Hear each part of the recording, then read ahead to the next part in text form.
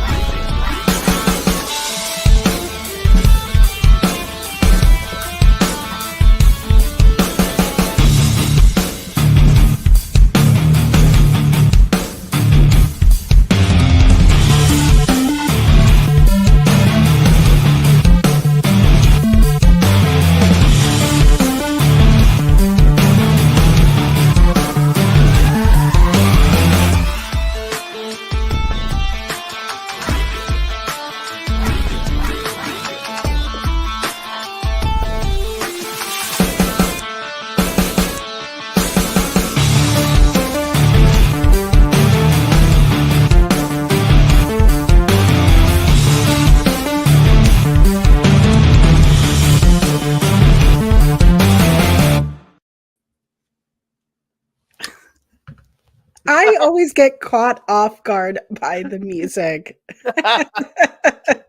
Oh, again, this is my show. Usually I pop in and yell something about me and Mel, so I'm not used to this. Well, welcome to Honor Ramble. I am your host today. Your queer auntie. What is my name? Oh my gosh, it's been a day, but we have a guest.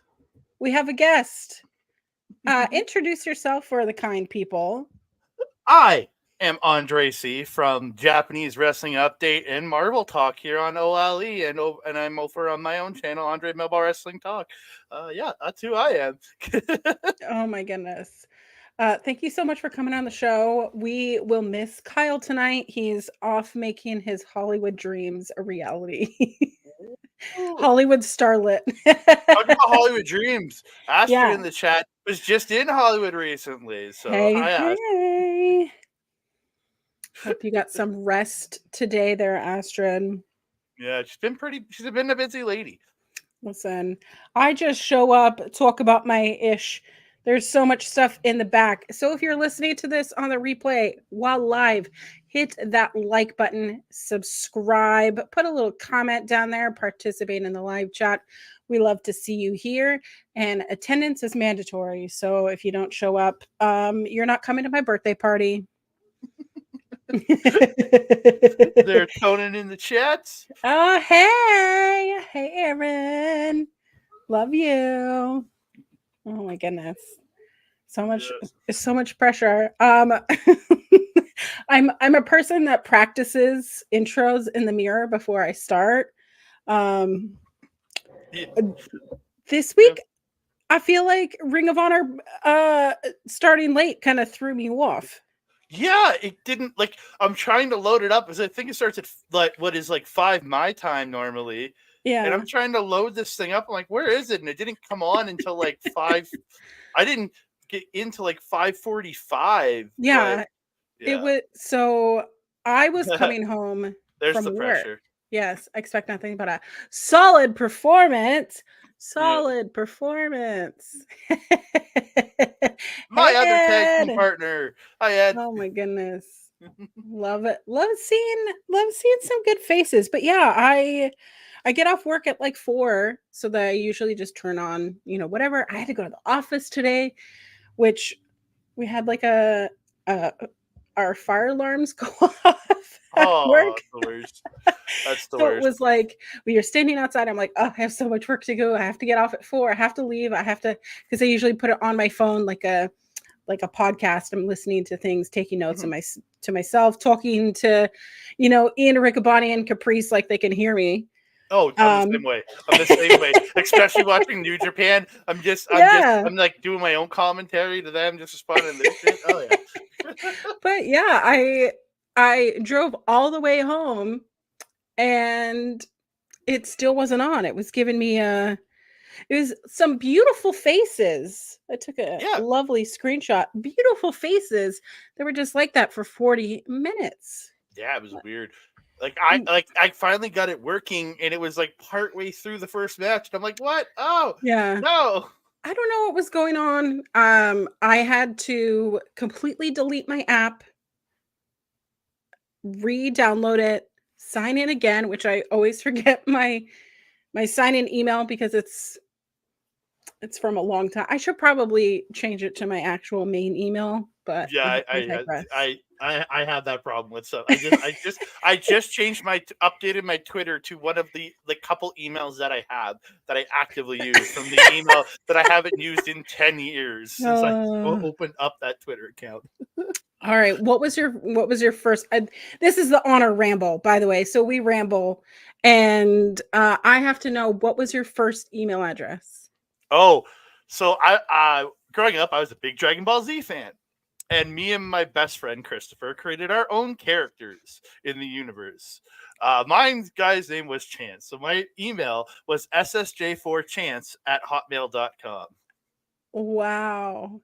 I I still have access to it too. Oh, I wish I still had access to my first email address. I was Moon and Stars with like moon underscore and n underscore stars and then 013 at hotmail.com. Oh, it's always the worst when you have to add a number at the end that you don't. It wasn't original enough, but Moon and Stars were my thing, man. And I don't know what I don't know what happened to that email address. It's out there in the ether somewhere. If you can if you can remember what service it was on, you could probably I find a mean, way. There's always a way in. always away. I think I would cringe through all those emails. So w- Yeah. Oh, we I did remember some getting back into one of my old emails, and I'm like, holy crap, what was I into 10 years ago? I say that to myself of what I was into a year ago. So but as we jump into our Ring of Honor post show, we jump right in. As we mentioned, it kind of started in the middle of this match for some people. I had to go back and rewatch it. Well, that was Uh, the best thing. They immediately played it ended and it started noon. I'm like, perfect. I even messaged you like, Perfect. perfect. I can watch the match. Yeah. But yeah, so we had a quarterfinal for the Ring of Honor Women's World Television Title uh tournament quarterfinal of Billy Starks versus Diamante. This was exactly the fire that we needed Oh yeah. for this quarterfinal match. Kind of to start really this weird delayed show. Would you say? Yeah, again, being delayed, and then at least it's kicked off with an absolutely solid match. Like Billy, I've been a fan of for a while. Again, she's absolutely incredible. First time, I think it was GCW the first time I saw her. Mhm. Just and then Diamante again. She's been around the scene forever. Never really has gotten her due with how good she actually is. Right. I mean, definitely, we definitely saw in this match the experience that Diamante has, where Billy is very green, but there also is some newness, I guess, to a green Billy. Now, a couple weeks ago, we talked on Ring of Honor post show about how Athena told Billy if she doesn't win, she's going to be in trouble. Mhm. So that lights a fire right up their butts, and we're in for a good show. Yeah, yeah. Again, you know it's gonna be good Diamante in the ring. That's for sure. Absolutely. Both women were exchanging rolling pin attempts as we started this match. Both women want to win, obviously, to go on at any cost to get that women's world television title match to be the first of anything. You're earmarking an era. Mhm. And definitely both of these women could go away with it, well deserved. There was a moment where Diamante kneed Billy in the face that Mm. really slowed down the match. It looked so gnarly. And I know that they're selling, but like, I don't want to be kneed in the face. Do you? Not at all. No. No. Yeah, definitely would like to avoid that at all costs. But I mean, this is kind of how Diamante does is let's go blow for blow. Okay, you can keep up with me, and I'm gonna just do a powerful move, something that's gonna knock you on your ass. It's gonna slow down the match a little bit, have you rethink everything.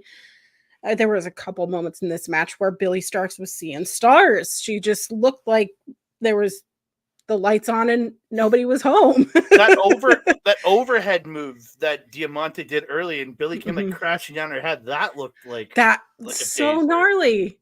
Yeah. Oh my gosh. Oof.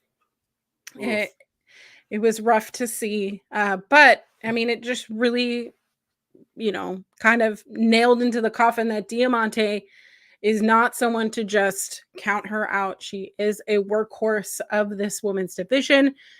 And Diamante was predicting every move that Billy was doing, blow for blow, because she is the experienced vet.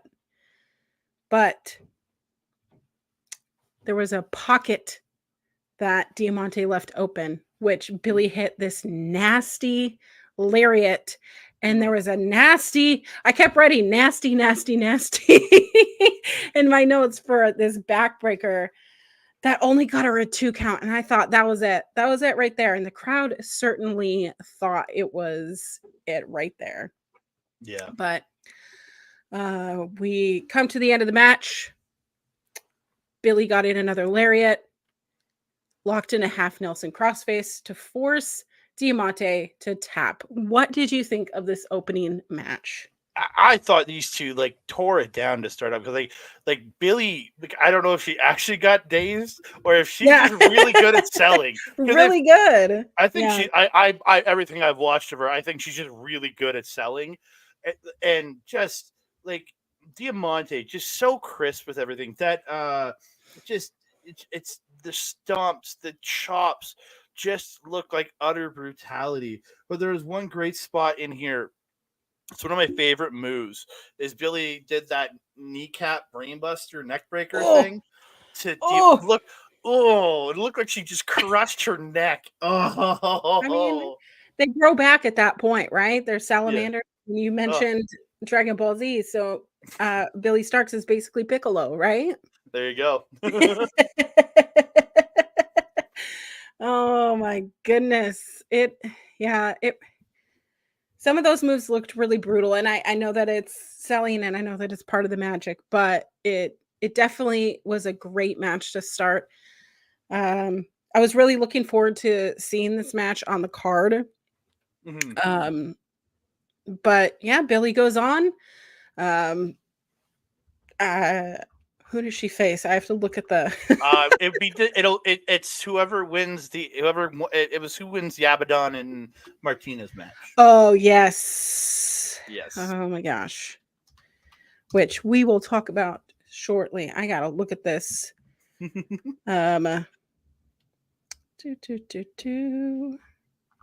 have it over here as I'm not stalling. I'm just looking at the okay, yes. So Diamante and Billy Starks, and the winner will face Mercedes Martinez or Abaddon. Yeah. Which either will be great for Billy Starks. But I don't know if she's gonna. I don't know if she'll go on. She's very green, so. But the story they've been telling with Billy, like since her shot at Athena for the title, which I wanted her to win so badly. Yeah.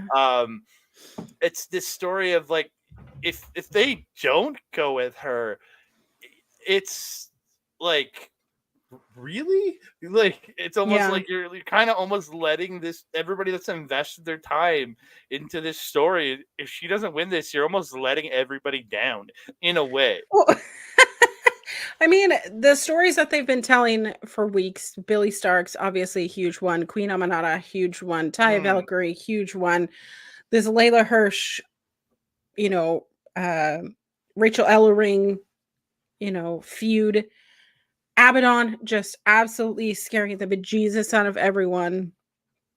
Just such great matchups, and it's looking to be such a great colorful division. But yeah, if Billy doesn't win, I mean, what has been the point since Final Battle? I mean, seriously. yeah, again, this is all being built. She was the first person to enter this tournament, like to put her Mhm. name forward for the tournament. It's just, yeah, It would be it it would be a miss, but we'll yeah. get all of that when we start talking more about the other match. But we jumped right into Lee Johnson versus Aaron Solo. I don't. This is where Kyle and I differ because he thinks that Aaron Solo is going to be, I don't know, good for Ring of Honor, and I do think so too. We've talked about him going for being built up for the Pure Championship. Having some tussles with Yuta, having some tussles with Daniel Garcia would be nice to see. I just don't find Aaron Solo exciting. However, this match brought out a personality, a sarcastic, taunting side of Aaron Solo that I fucking loved. My first note is literally Solo is such a dick with all the Yeah. handshakes. Solo Just is such a shaking over and over again, like he didn't want to at first, and just keeps shaking everybody's hand, and he just looks like such. He's like, "Oh yeah, I'll do the code of honor. Yeah, let's do this." Mhm. You know, I this is the most personality that I've seen out of Aaron Solo, and I'm starting to believe. I'm starting to believe. But this match was not about Aaron Solo. No, Although we loved seeing his personality. I love that commentary was putting over, oh, you know, Aaron Solo was part of QT Marshall's Nightmare Factory. You know where that's based. Lee Johnson, you know where he's based. Hometown Boys. They were both evenly matched. Size, speed, character.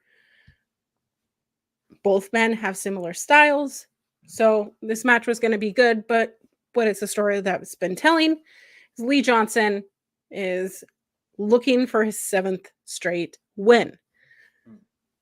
Lee Johnson obviously took the early lead. The crowd is behind him. And all of a sudden, there was a spot that made me actually gag when Lee Johnson got caught on the bottom rope with his neck. oh, ah, and I don't like comparing anybody to this man, but I remember years ago with Enzo on WBTV when he went to slide out and he caught his neck there. That's all.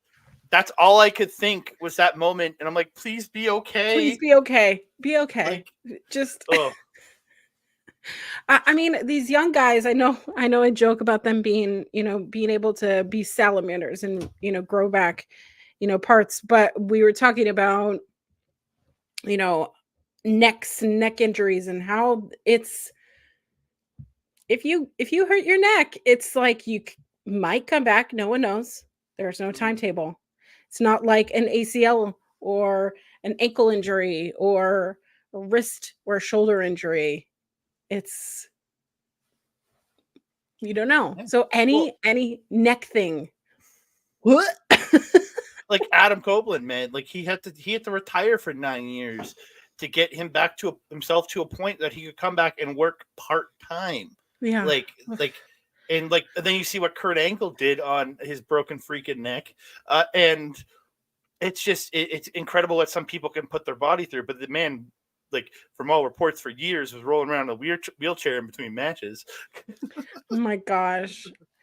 It's yeah, I mean, it's interesting because my two favorite wrestlers is Kurt Angle, you could see, and Adam Copeland, Edge.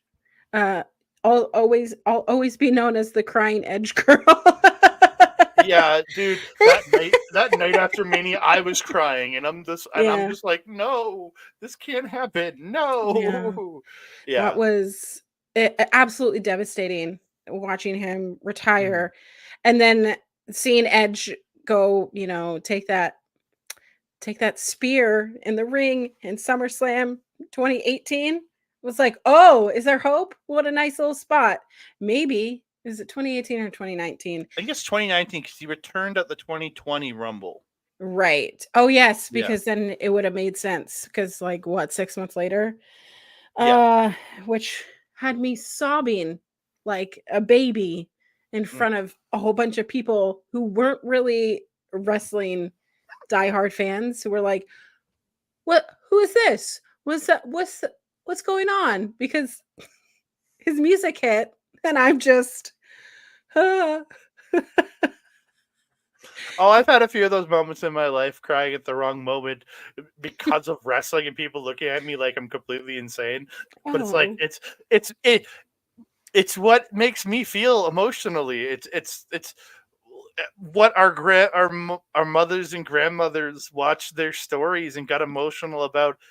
All those, my mom still watches them to this day. But it's those what people get emotional about, and this is what the wrestling is for us, man. Mhm. Yeah. But see, we go on little rambles. I love it. I love rambling. Just ask Mel. I ramble too much, in her opinion. All right. So back in the match, the ref checked on Lee Johnson, and obviously it's a work. Solo took the advantage. Lee was not going down without a fight. He obviously has a streak to protect. Mm-hmm. He did get some momentum, tossing Solo face first back into the ropes. A nice little receipt, Yeah. Got that CVS receipt tapped right back on him. Mm-hmm. Oh my gosh. But Solo did get that double stomp off the top rope, but Johnson kicked at it too. Mm-hmm. Then Johnson slammed Solo into the mat, hitting his head, which also looked gnarly. But then he got the pin for his 7th straight win. What did you think of this quick but pretty solid match? Again, when I saw Aaron Solo, I was like, oh shit, I gotta watch Aaron Solo. Because again, all I think about with Aaron Solo is his run in AEW with QT Marshall, and he was made to be a joke there. Sure. And just people just beat him up constantly. So I'm thinking, God damn it, I have to watch this dude.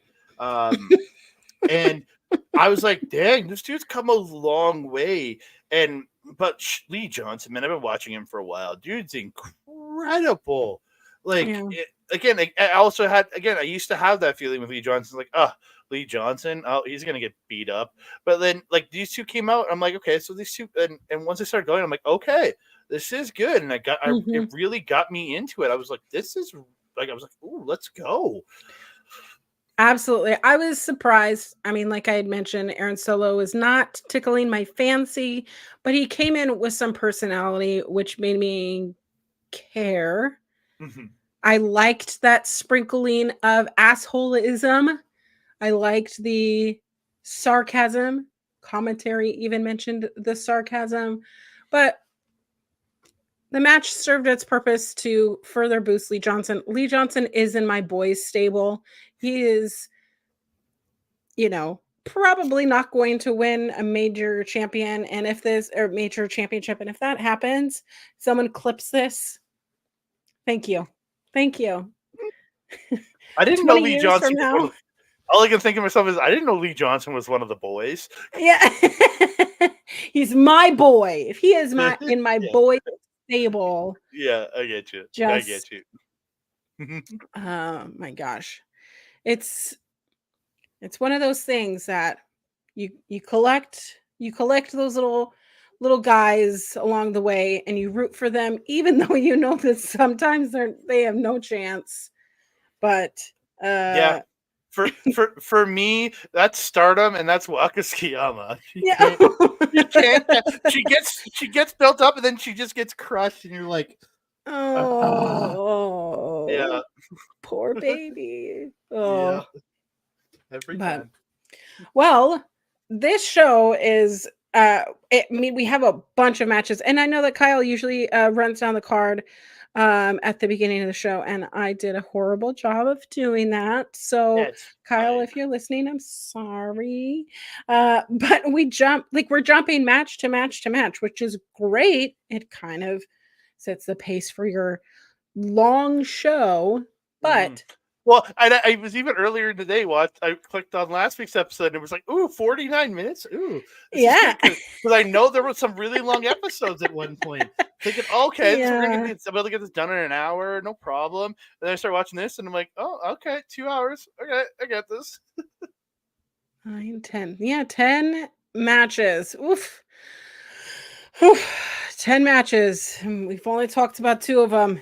So we're going match to match to match. They got no time to waste. So we are in one of our 2 four-corner survival matches. I am not a fan of four-corner survival matches because it gets a little bit too chaotic too quickly. And when you have multiple of the same gimmick on the same show, I am not happy.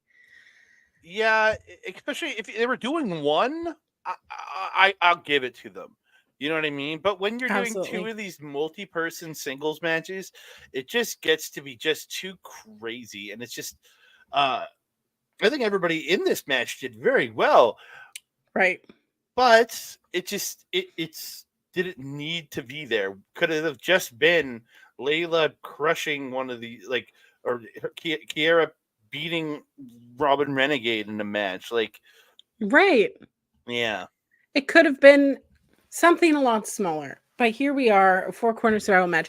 And I think that they did tell a great story. We have Kira Hogan, we have Lady Frost, we have Robin Renegade, we have Layla Hirsch, all women who have had some decent stories. Lady Frost is back just for my friend, shout out Chris.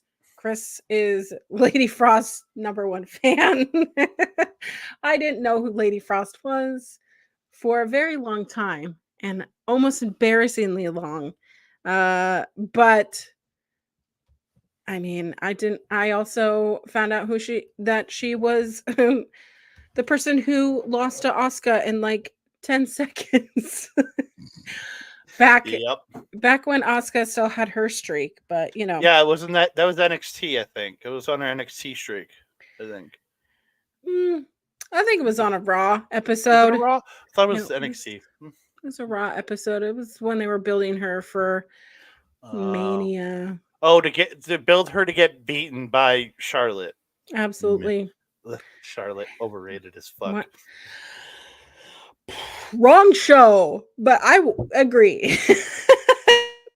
Oh, I say that to Ed every time we're in the backstage. So don't worry.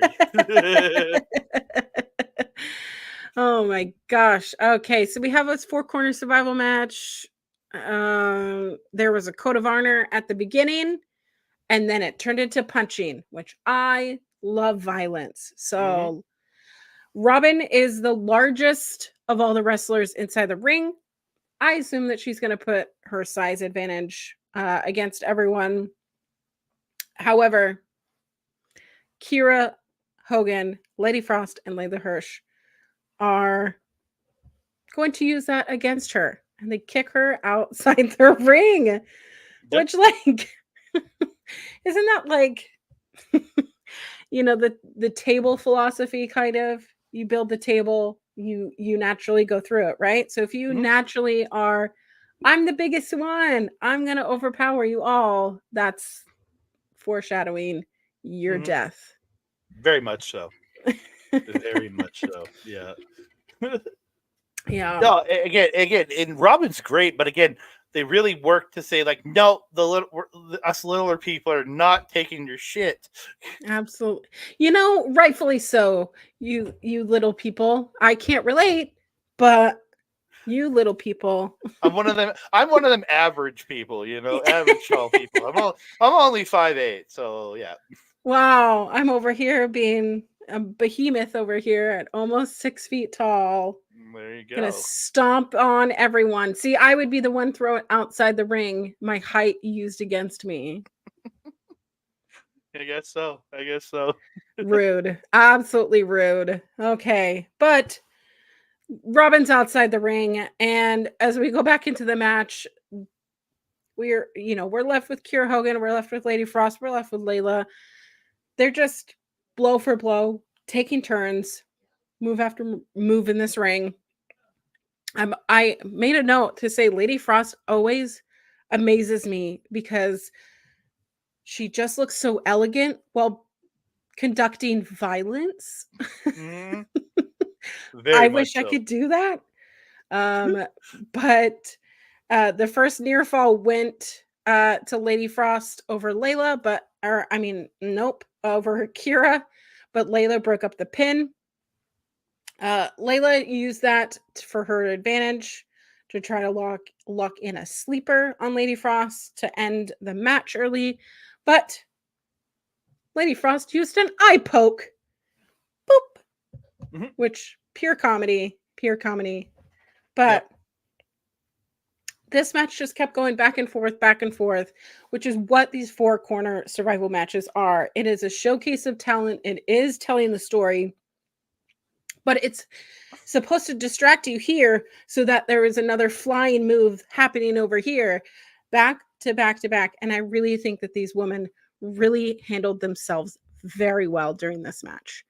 As my regular partner Mello would say, glorious, glorious chaos. I mean, it's kind of like putting a bunch of sharp objects in a blender and then taking the lid off. It's like, whoa, what just happened? Where'd the knife go? Where'd Where'd the knife go? Why do you have a knife in a blender? Yeah, I don't know. It's just violence. Just chaos. Just put a bunch of razor blades everywhere, right? Just throw them up in the air. What's going to happen? I don't know. I might get cut. I don't know. I might die. But Oh, please. I'm so happy I came on this show tonight. knives in a blender. But we love violence here, so it was great. And this match was specifically for me. But Robin Renegade did manage to get back in the ring. She tried to do some pinning move. I don't know. It's so interesting to me because I know that the Renegade twins, the sisters, are rather green, but having Robin be showcased more as a single star helps for the effect of making other people look good, in my opinion. Lady Frost absolutely was the star of this match, just because her sheer talent alone. Not to say that Kiera and Layla and Robin were not at that caliber, but Lady Frost was back in action, back with a new hairdo, back with some flippy dippy yay stuff. But this match was not for Lady Frost to win. Kiera. Barry with the knives in a blender. No, that's right, sir. That is right. Listen, did we learn nothing from the Attitude Era? Yeah. That's the only thing. I don't know of anything else that happened during that time.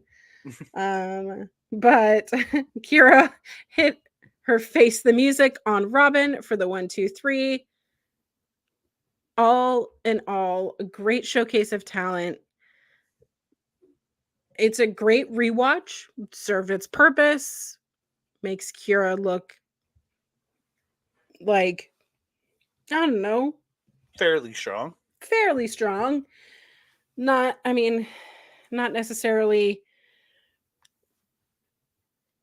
I don't want to sound like a hater, but I'm not saying that she's not a number 1 contender yet at this point, but definitely making her way up the ranks, right? All right. Like, when I looked at this match, I was really expecting to see Layla get the win here. Absolutely. Yeah. All right. I'm going to open up my ginger ale. Everyone listening to this, Oh, there's the ASMR. Exactly. Bubbles, bubbles, bubbles. Cheers, everyone. This is ginger ale. I hope that you're all drinking water. Hydrate yourself right now. Water with flavor enhancer. Yes, we love some flavor enhancer. Tell us in the chat what you are drinking tonight. Yeah. What you're consuming. Is it morning? Is it evening? Is it afternoon? Barry us better know. have a beer in his hands. Yeah. It's a Thursday. I gotta work in the morning. Wish it was, but you know. That's what you get for having to work in the morning. I know. How dare I have a job with employment that gives me money as compensation and health care? Yeah.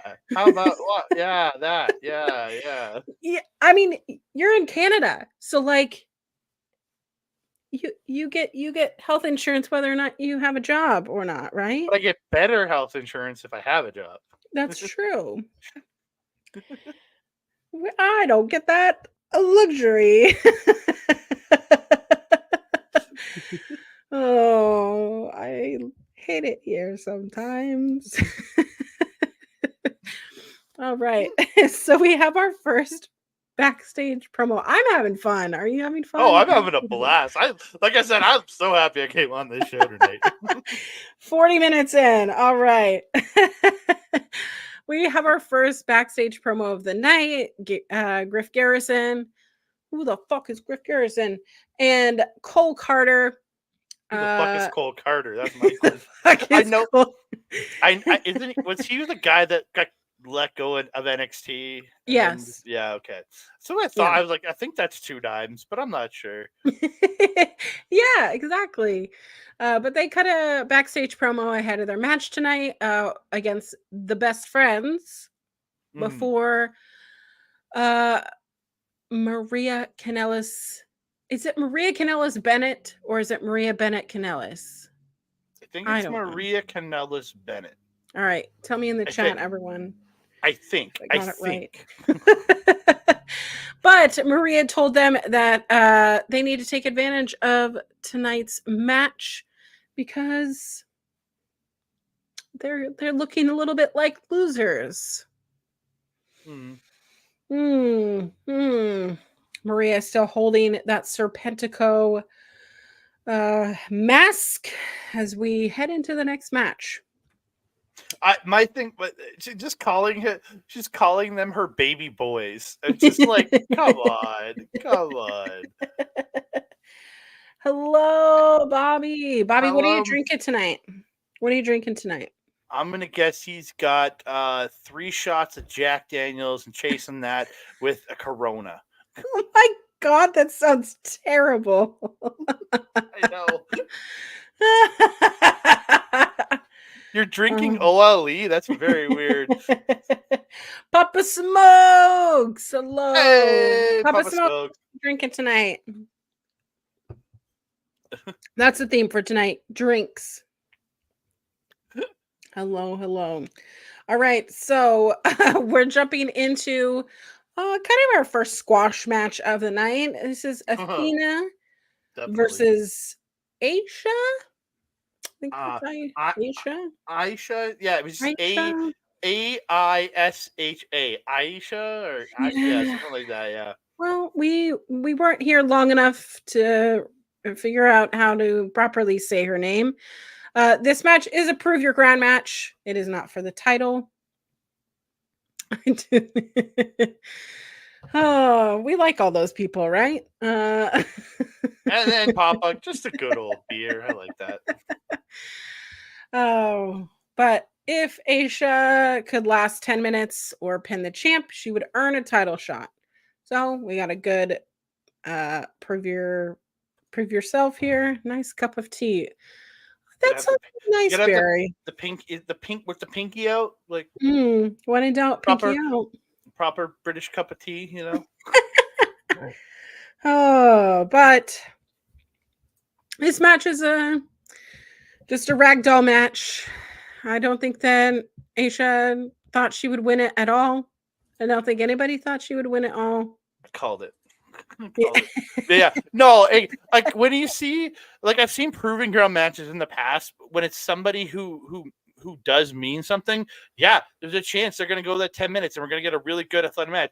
But when it's somebody you've never heard of, I'm like, oh, this girl's going to get crushed pretty quickly. Yep. And Athena that did exactly that, throwing her into the barricade, stomping on her head. Those Super curve kicking her. stomps into the apron, just Yeah. The hardest part of the ring. Nasty. I don't want that to happen to me. Why would you subject yourself to that? But anyways, this match served its purpose. Athena put Asia out of her misery with an abdominal stretch to tap her out. The bell rang and she's still attacking her, which smashing her head with 2 meteoras on the stairs. Yeah, that was brutal. I mean, we get it. And I'm sitting there going, okay, who's going to come out? Who's coming out? Who's coming out? The crowd is just sick, though, because when she did the first one, all I hear is, one more time. And she's like, goes back, all right, and crushes her one more time. I'm like, oh. I mean, I do love violence, but at what cost? At what cost? It's true. But as we know, when there is a long break and no refs have come out and the segment hasn't stopped, someone's coming out. But Athena starts trash talking the city of Atlanta. Calls them hot garbage. The only thing that bad I can say about Atlanta is that their traffic sucks. The traffic sucks. It takes you 40 minutes to go 4 miles. Sucks. The part that I can talk shit about Atlanta is that they have a shitty fucking football team. That's easy. There you go. There you go. The Falcons, is that them? Yeah, I Atlanta don't know. Falcons. They could be better. They could be They could be getting better. We don't Who know. knows? Oh, but she said that Atlanta was not good enough to wipe her ass. And she declared herself as the face of ROH. Who? The face of ROH talking about wiping her ass. Okay, so she called herself the American Joshi. As a person who watches a lot of Japanese women's wrestling, I don't know if she understands what Joshi means. Because it's called Joshi wrestling to represent that it's Joshi means girl or female or woman. So she's literally just calling herself the American woman. American woman. I don't know the words. I'm just sitting here. I don't know. The guy from there once challenged me to a beer drinking contest. Oh. He found out the hard way, yet you do not challenge Canadian for most. So I just everyone Canadian. I wouldn't even do that, and I don't know anything about Saskatchewan. And Bobby's from Saskatchewan, so. Oh. I don't know what that means. That's not a real place. It's a joke from an Adam Sandler movie. I'm over here gullible as hell. There's a place called Saskatoon. Oh my gosh. It could be a real place. I don't know anything about Canada. I barely graduated high school. Come on. Although I did almost get a master's degree, but I don't have any business being in college. Oh my gosh. But speaking of Joshi wrestlers, her open challenge, so to speak, someone to push Athena to her limit. Out comes out Hikaru Shida with a kendo stick in her hand. She always has a kendo, doesn't she, though? It's like her signature thing. Surgically attached to her hand by now. Mm-hmm. But she is a former AEW Women's World Champion 3 times. I'm always reminded of that because of Will Washington. Because Will Washington absolutely loves Hikaru Shida. And I absolutely love Hikaru Shida.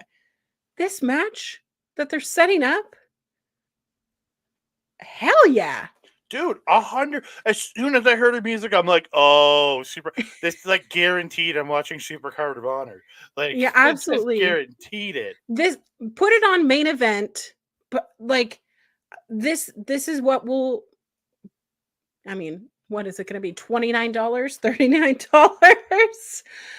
$39. This is worth its weight. That'll be worth the price. I think that people can watch it on the the Honor Club. Yeah, I It's think just yeah, I think you can watch. You can order it on Honor Club. I think. yeah, I think so. Yeah. I don't know how it works. I don't know. I watch everything through Fight, so. But it's that, so to speak, however you want to, it'll soon to be available on Auntie Club. Thank you. Rebranded. It is Auntie Club. Hashtag Auntie Club. Hashtag how do you stream things? How do you do anything? Makes me think that there's someone in the back with just a one of those like old boom boxes with the cassette, and you press the play button and it goes in. That's how I think all of it goes. Has to be. And someone's just putting a microphone up to it. I don't know. It's probably not how it works, but yeah, probably not. Anyways, so Ian Riccaboni announced that Shida will challenge for the ROH Women's World Championship against Athena at Supercard of Honor. It'll be great. Got the crowd hyped. I find it funny how fast Tony Khan told me it's official. As well, yeah, I'm saying that as Hikaru Shida is doing the belt. Yeah. So that, oh, look, she's doing the belt motion. Tony Khan's already made it official. What's that? Okay, it's a fish. Oh my goodness! But creepy dudes usually play mixed on out. That technology. Okay, Bobby, I'm coming for you. It's Saskatoon. I don't know what it's called. What is it called? Saskatchewan? Somewhere he lives somewhere in Saskatchewan. That's all I know. One-way ticket to Canada. That works. Yeah. Hey. Oh my gosh. All right. So we have. I just put, we have a chug off. It is Action Andretti and Top Flight versus the Iron Savages of Boulder Bronson and Jacked Jameson. I will give it to Action Andretti because that water bottle was pretty much full. He put it back and literally crushed it down his throat, and nothing spilled. So right. How?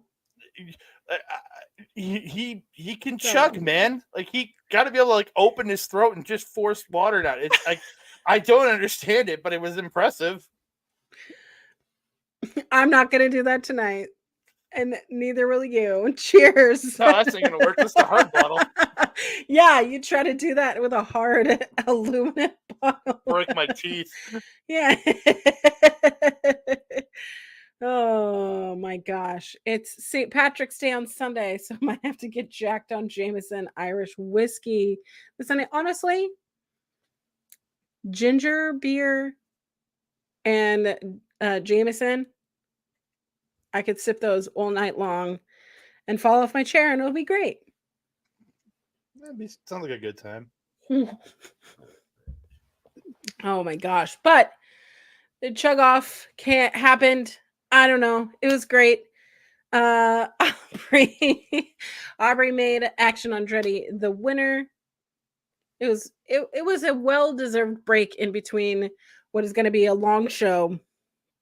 It was fast. I don't think it was more than 5 minutes. I did not count. But if you like flippy dippy shit, you like something that's kind of funny in the beginning, kind of lighthearted, this is the match for you on the card. Very much so. But what did you think of how I mean, we kind of already seen Action Andretti with Top Flight, but what did you think about them versus Iron Savages? I've seen like Iron Savages when they were I don't remember what they were called before, but they were on being at AEW and everything. And by God, Beefcake Boulder with Titty City and just like I like that at least they're giving them something with being that it's comedy, but it's pretty damn funny. And I had a good time watching these guys. Just and like he opened his singlet at one point in the match as Wendy yells "Titty City" and it zoomed in on his chest. Like Titty City. Titty City. Listen, I am here for it. Oh my gosh. oh man. And then with an Action Andretti said it's a hydration situation or something like that. Like it was just so dumb. Everything was dumb but great at the same time. Hydration situation. So that was that was kind of a so in my early 20s was during the era of the Jersey Shore folks. I mean, my roommate in college married the cop who arrested Snooki. I mean, it's in my blood. Jersey is in my blood. And anything that's like hydration situation, they had a sorry, this is a long ramble. There was a marketed, it was basically what's it called? Red Bull and vodka. But it was like this will give you wings. It's a hydration situation. And it was like this situation. I can't even remember what club it was at. Anyways, we waited so long in line that it started raining and then they just like closed the event. But yeah, that's my story on hydration situations. It was a terrible event and I hated it. Well, the situation was involved. It's obviously terrible. I mean, yeah, I just think that like the moment that MTV gave him his first check, he spent it all on drugs and made everyone millions, and then he went to prison. Oh, he went to prison? Yeah, for tax evasion. I didn't know that. Oh my gosh. He claims that his tax guy, which was his brother, screwed him over, but then they found that he was like lying. Yeah. Mm-hmm. Is he still in prison? That would make me happy. No, I think he only spent like 18 months in prison. It was part of the Jersey Shore thing, but yeah. I love this show. Listen, do your taxes, but spend your money how you want. Just don't hurt anyone. Oh my gosh. Back to the show. So we talk about Lee Johnson before he was interviewed by Lexi Nair, which we see Lexi Nair. Yay! But he basically said that he is here to take over Ring of Honor. That's that. Yeah, pretty much. It again, basic, solid to the point, just a hype promo. That's all you really need. Just hype the guy up. We're looking forward to him for next week. All right, this next match was a little bit bittersweet, knowing the condition of Anthony Henry. But it is the workhorsemen of JD Drake and Anthony Henry versus Nick Camarado and Jacoby Watts. What's going on with Anthony Henry? Oh, he broke his jaw. Did you see the picture? No, I'm looking it up right now. Oh my God. Oh my God. Brutal. Like clean break. He doesn't need surgery, but he's going to be out for a while, which sucks because I really wanted to see him in the AEW World Tag Team tournament because they have been on freaking fire. Are you looking at it right now? Serious? No, I'm looking for it. Oh,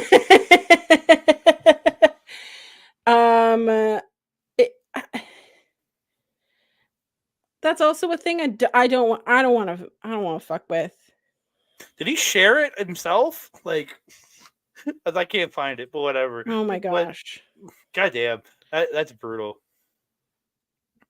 Okay. Do you realize that after Auntie said Jacoby wants what? What? I responded with what? Oh, what? What? The what to what to what's? What? That's pretty funny. Okay. Sorry, I'm looking at his I'm gonna show it for everyone. So be warned. Do you see that that's not do you see right? Wait.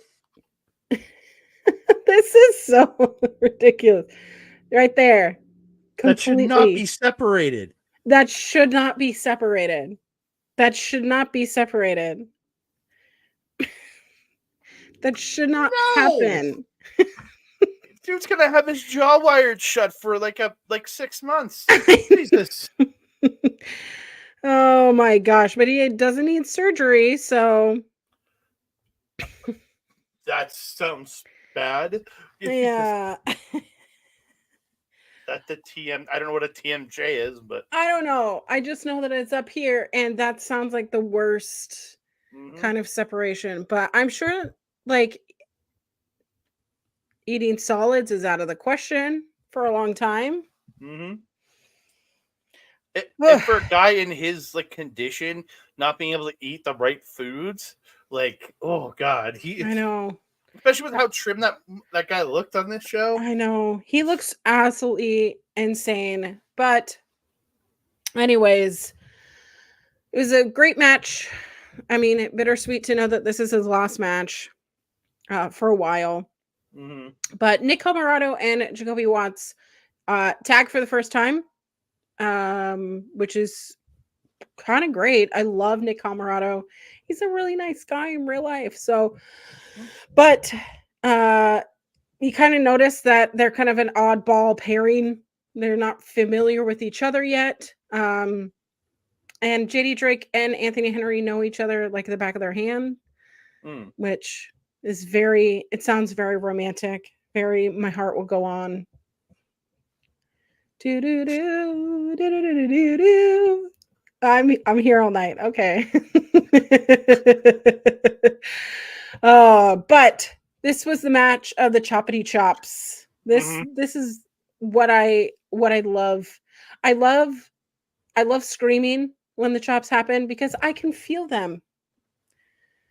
Near, far, wherever you are.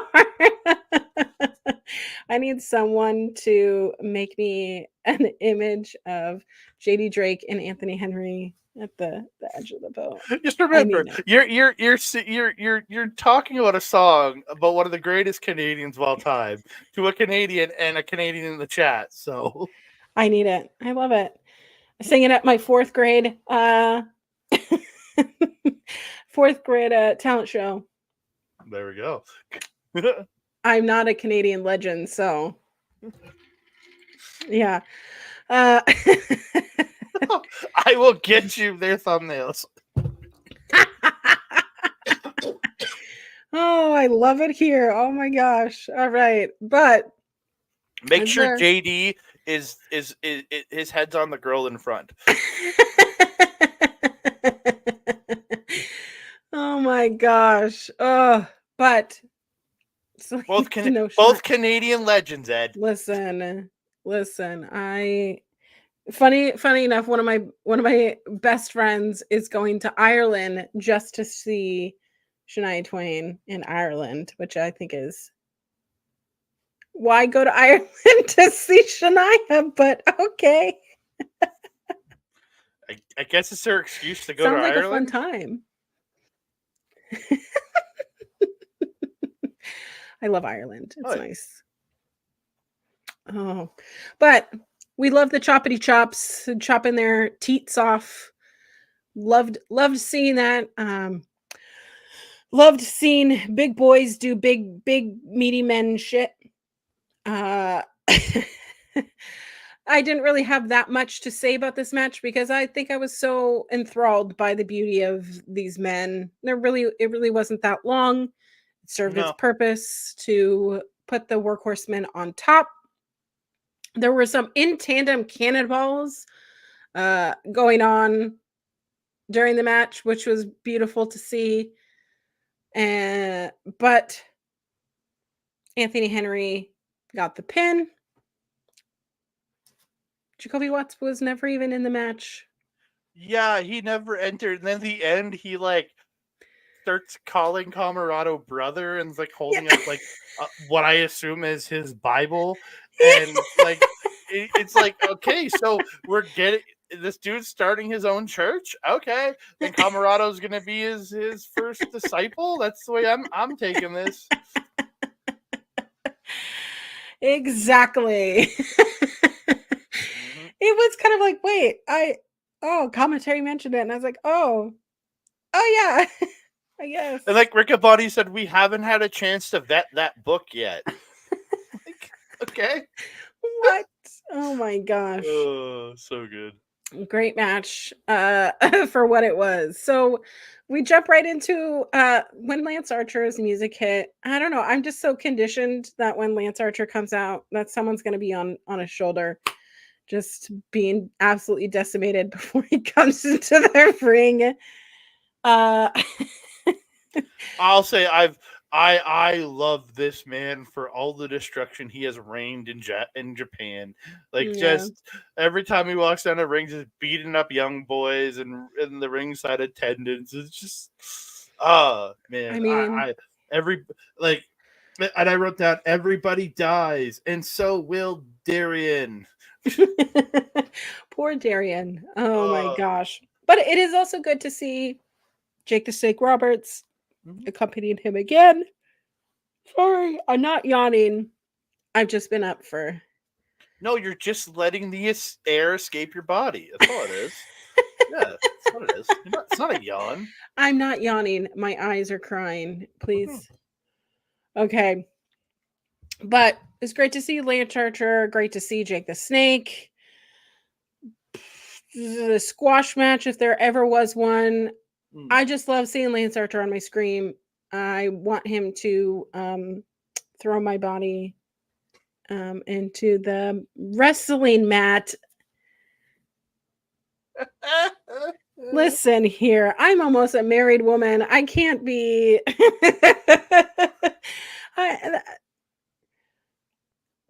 I feel like he could fix my back issues, right? That blackout, just to clear you right up. I've been wanting to take a nap. I've been needing I've been needing a nap. Why not slip into a coma, right? There you go. There you go. No, I just love seeing Lance Archer getting some more prominence on anything. The dude's absolutely just like what the fact that he can move as well as he can and fly around as well as he can. Absolutely. Is absolutely tremendous. And just and again, what is he, like 45, 46 years old now? He's a vampire. Yeah. He's a vampire. Yeah. Speaking of vampires.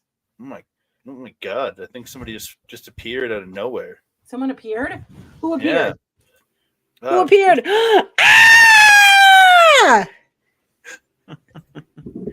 Hi. I figured I'd do a quick run-in and completely derail your show. It'd be super fun. The show's been derailed since we started. Don't worry about it.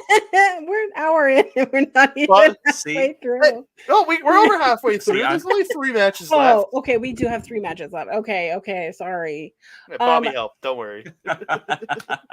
I color-coded my notes, which I'll have you know was only because there was such a long delay. It's such a long delay, but it's like 45 I know. minutes. It turned out by the time my previous thing was done, I only missed about 20 minutes of the show. But I had no idea, Kyle. I had no idea about this because I didn't get home until like about an hour and a half after I thought the show was going to start. And as we roll into like 9:15, 9:20, 9:30, it's like, why is this still on? And then I hopped on social media. It's like, oh, that's why. Yeah. Yeah. Okay. It was Makes rough. perfect sense now. We haven't gotten to the fact that to your little factoid, and I wanted to know if you wanted to share them. I was going to share them at the end, but I think that's an excellent place to put them. At the end? I think that's an excellent place to put them. And yes. I mean, we haven't talked about it yet, but we did technically see our Ring of Honor World Champion. Oh no, that's not for another couple matches. Listen, we're not there yet. We're not there yet. Yeah, we are. Not yet. Not yet. At least that's how. Oh no. Oh no, he's frozen. Frozen in He's time. cutting in it. He's cutting in and out. Something's happening. It's all I know he's falling being apart. abducted by aliens. Don't go away, Kyle. Don't go away. Don't go towards the light. Yeah. Oh jeez. Kyle needs to plug in. Plug it in. Plug it in. Oh my goodness. What's that? All right. I can't remember what the company is now. Plug it in. Glade. Glade. Plugins. Yeah, Glade plugins. Plug it That's in. All right. Plug it in. Oh yeah. Oh, let it go. Let it go. God damn it, Bobby. Oh, this is the Honor Ramble after all. I think Collins is the only one that can hit those notes. I'm a baritone, so that's not for me. I'm a terrible tone. That's what I am. I don't know what that means. Oh, you're making funny. Oh my gosh, sorry. I can't sing. Sorry. I can't sing. I take things a little bit too literal sometimes, but Oh, well, Kyle, what was your favorite match that you got to see?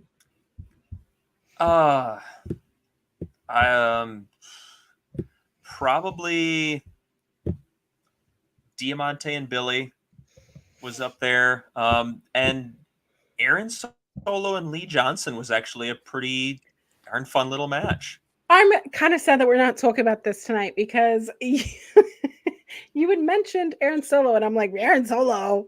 I don't think he has a personality, and here he is during this match having a motherfucking personality, being a sarcastic little asshole. Yeah, it was perfect, and I loved it. I'm intrigued to see if it kind of where it goes from here, because he looked a little humbled by the end of that, and it was like, I wonder if character wise, is that going to go into, hey, maybe I should take this a little bit more seriously, or is it just going to be the villain runs away with his tail between his legs and that's the end? I hope it's not the latter, because let's build up Aaron Solo then. If he wants to have a personality and show me, the viewer, that he isn't just someone to run train through. He gets night after night after night. Hello, running train. Hello. It's a heck of a visual. I'll give it that.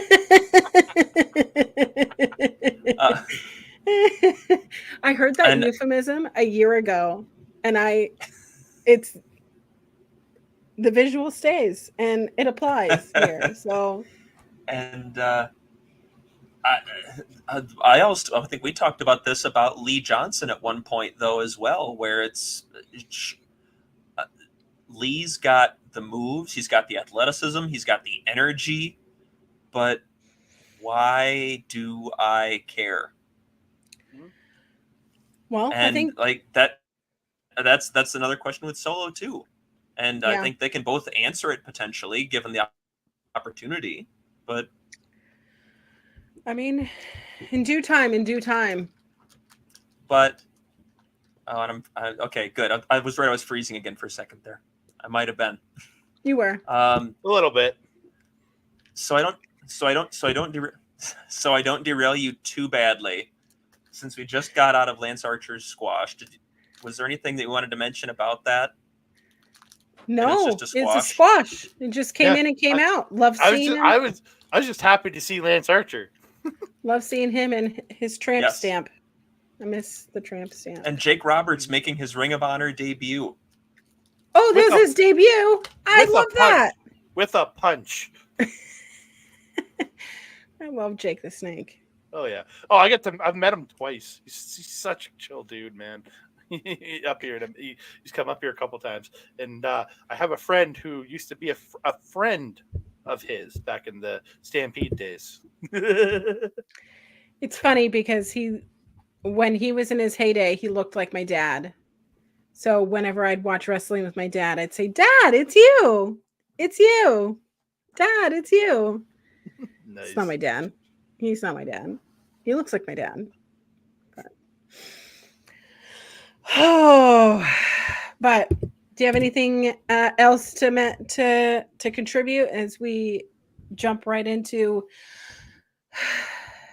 people that we've missed for the last week or so? We get an update about the boys. We get an update about the boys, or not really an update. I was so excited about this. It made me so happy. It was such a good segment. We learned about the boys, though. We learned about the boys. Yes. Yeah. What is it? Their favorite. We now know what their favorite animal is. We know what their favorite color is. And they like blue. And they like blue. Yes. I love how Lexi's intro. Like tots. Yeah. And I love Lexi's intro. It's like, so Taya, how does it feel to be a boy mom in Slam Town? And I'm like, it's just like, it's great. Put that on a shirt, please. I'm into it. Shop Honor, right? I get it wrong every time. Shop Honor. Yes. Shop Rings. I mean, it redirects you to PWTs anyway, but yeah, that's fair. Yeah. Shop. If Taya doesn't come out with a boy mom from Slamtown shirt, it's just a failure. I loved Taya's outfit today. It seemed very aloof, not really soccer mom, kind of the opposite. Really played into this character. But like the mom from Mean Girls. That's yeah. I'm not a regular mom. I'm a cool mom. Yeah, that's exactly the vibe she was giving off. Oh my gosh. But which is weird because in most of the stagings of that I've seen, she's actually in sweats and like yoga pants and stuff. I mean, if I have to be backstage and I don't have to be in front of anyone, I want to be in sweats. Do you want to be in? I don't know what that outfit was made of. Neoprene, vinyl. It looked not stretchy. Not stretchy, not breathable. That is why she dresses the way that she does, and I dress in t-shirts. I'm in a t-shirt and jammy bottoms right now. Oh, we're doing an outfit of the day here. I was gonna show my shirt. There we go. I was gonna show my shirt because we were talking about vampires. Oh, my Twilight shirt. There you go. See, let's see. What is this? Ironing? Death ironing. That's awesome. Yeah. It's the symbol for the heartbeat. Yeah. Oh my gosh, that's cool. That is great. We love. I've got nothing on my shirt. Well, get a Sharpie. Let's go. No, it's one of my good shirts. Yeah. Okay. All right. That's fair. That's fair. Oh my gosh. But it makes Dalton me have also hope. Says the boys love to eat.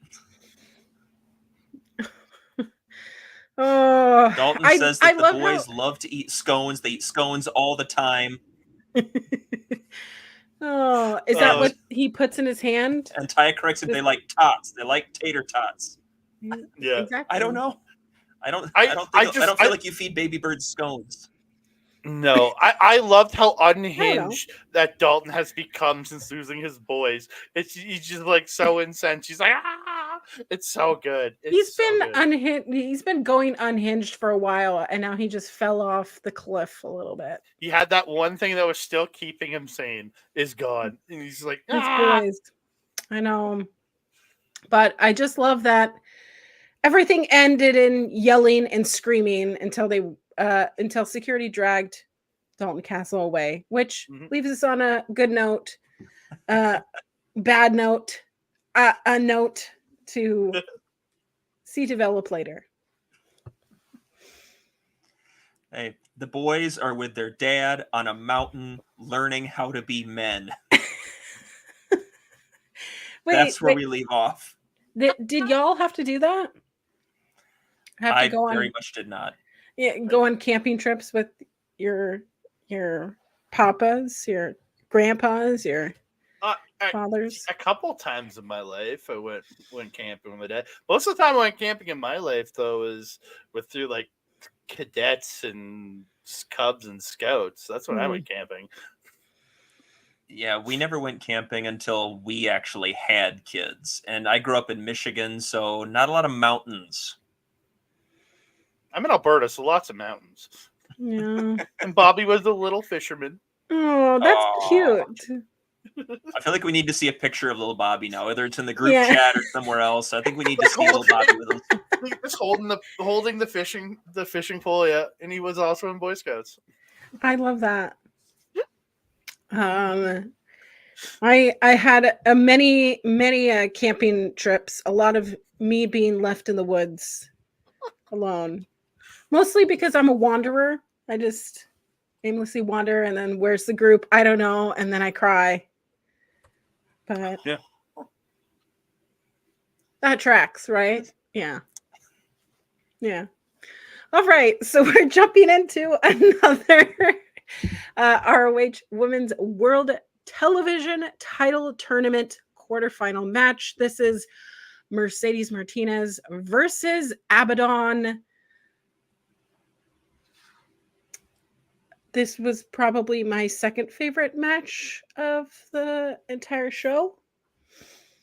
Probably third or fourth for me personally, but I think I'm partial because I love Abaddon, but also I love Mercedes Martinez because she's so cool.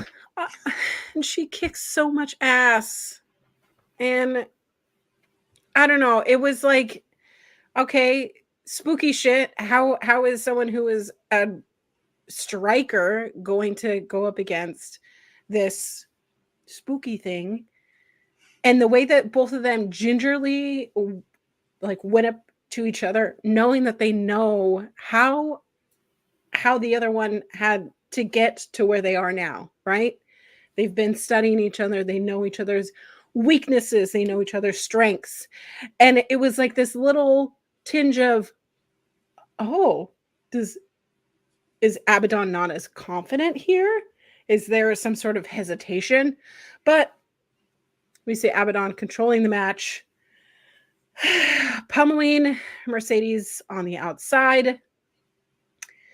And the crowd was so clearly behind Abaddon, which warmed my little heart so much. Yeah.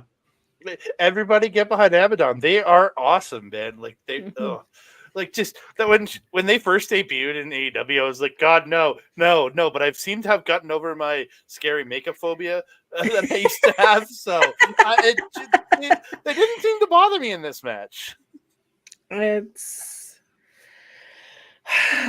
I love anything spooky, but weirdly enough, I don't really like horror movies. I just like to be scared. But I just like the unknown, right? In a wrestling match, I don't know what's going to happen. This is going to be a strategy for me. I'm going to have to think about this. And Mercedes has been a wrestler for 20 years, 17 years, a long fucking time. So there is not a match stipulation, a match type, a wrestling 23 and a half years. What? 23 and a half years. It just looked up. 23 and a half years. Mhm. Older than Billy Starks. She's wrestled longer than Billy Starks has been alive. But it's the Longer fact than Cole Carter has been alive. Oh, Jesus. Yeah. All Yep. these babies. Mm-hmm. My gosh. But there's not a person, not a wrestling type, a wrestler that she has not faced and overcome. She's lost some, she's won some, but there is nothing that Mercedes has not seen except Abaddon. Holy fucking shit. Holy fucking shit. That was it. That was it for me. That's what won me the entire time. Mercedes really focused on the back of Abaddon. Get your opponent on their back. Get them in pain. Completely obliterate their torso so they can't get up. They can't do this spooky shit. They are on the floor. That is exactly where Mercedes wanted Abaddon this entire match. Yeah. Well, And like, honestly, sorry. I was just going to Just say- say, it's the first person to ever give Abaddon, I think, a run for their money. Oh, 100%. And like when she's in that single leg crab, she's like sitting right down as low as she can to like just wreck the back. Just yeah. Yeah. Mhm. That it looked actually painful. There was no mistaking the purpose of Mercedes in this match. But Abaddon did not let go without a fight. They were returning suplexes to each other. Abaddon is clearly impacted by these back blows, but there wasn't anything going to stop them from getting what they wanted. I also mentioned about the single leg crab. By switching the style to, okay, we're doing these big power moves. Now let's try to do this small submission, this little thing. Now I've hurt you. Now I'm going to submit you.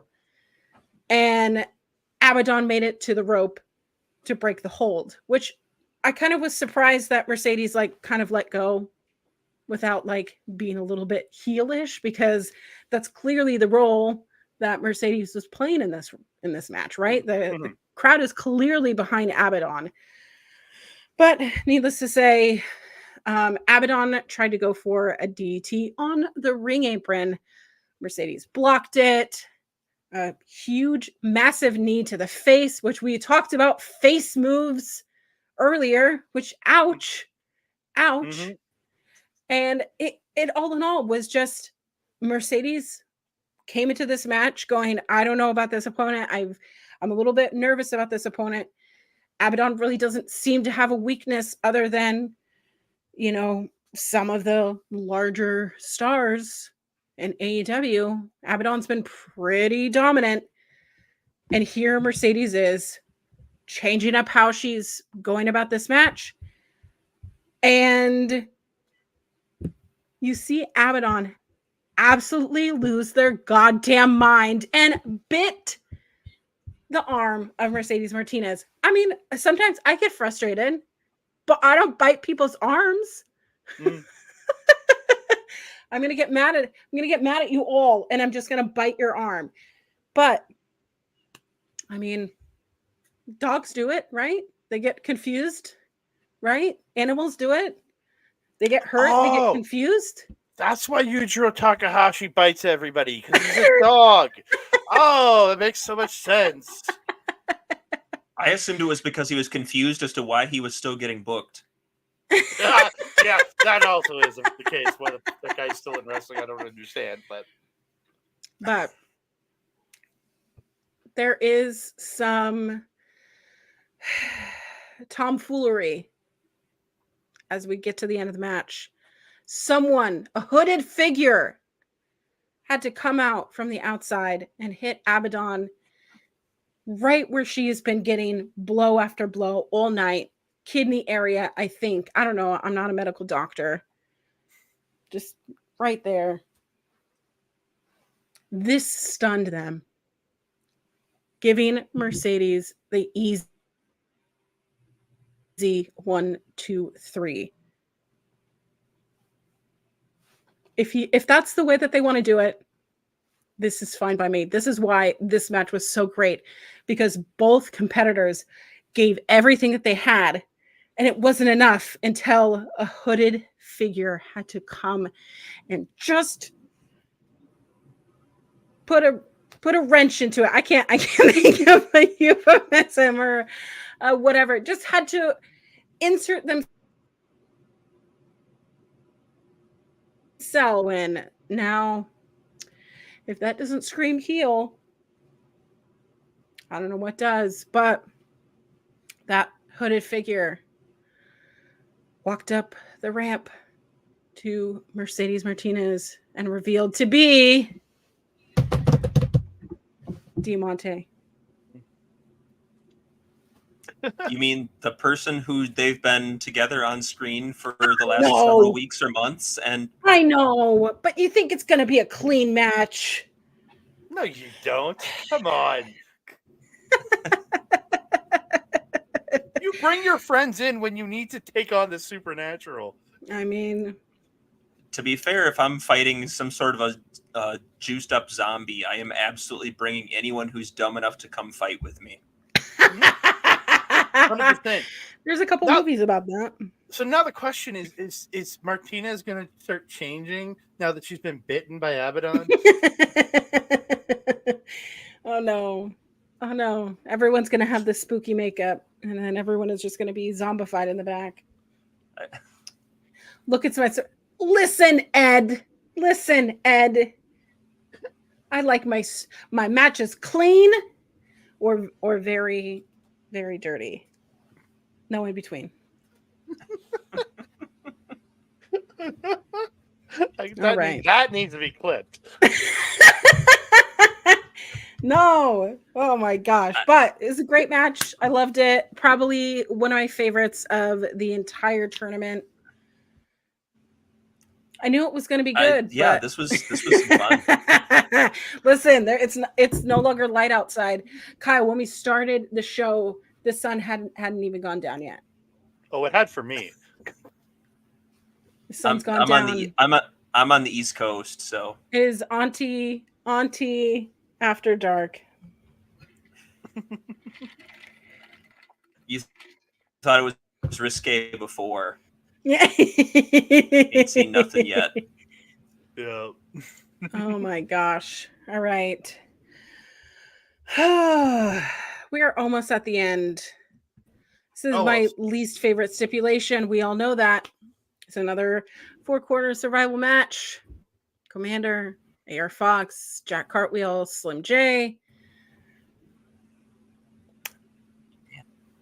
Comparatively with the match in the beginning, we basically have everyone is equal here. There's not one person that seems to be the odd person out, not skilled in the same regard. There was a lot of things going on in this match. What did y'all think about it before I have my rant? Oh, a solid by the numbers mat-based technical wrestling affair. Clearly. Technical wrestling. Yeah. Technical. I'll say this: Slim J's gotten a lot better since I last watched him in 2002. That's for gosh darn sure. It's been some time since 2002. The last time I remember this guy being relevant is when he was in the beginning days of TNA, and I turn it on. I'm like, oh, I gotta watch Slim J, and I'm like, oh, he's actually pretty damn good now. But again, it's been 22 years. I went through middle school and high school and college, and then a recession, and since then, Kyle, no, I know. I went through high school and trade school in that time. And a recession. I was already in college in 2002. I was 15 years old. Oh my gosh! I'm just a baby. Shortly after ROH was formed, I turned 20. Good. I was turning 15 at that point. Jesus. Oh my goodness. Wow. It's all right. I got my third concussion that year, so it's fine. What? I haven't even had one. It's fine. You don't have to catch up. This isn't like drinking.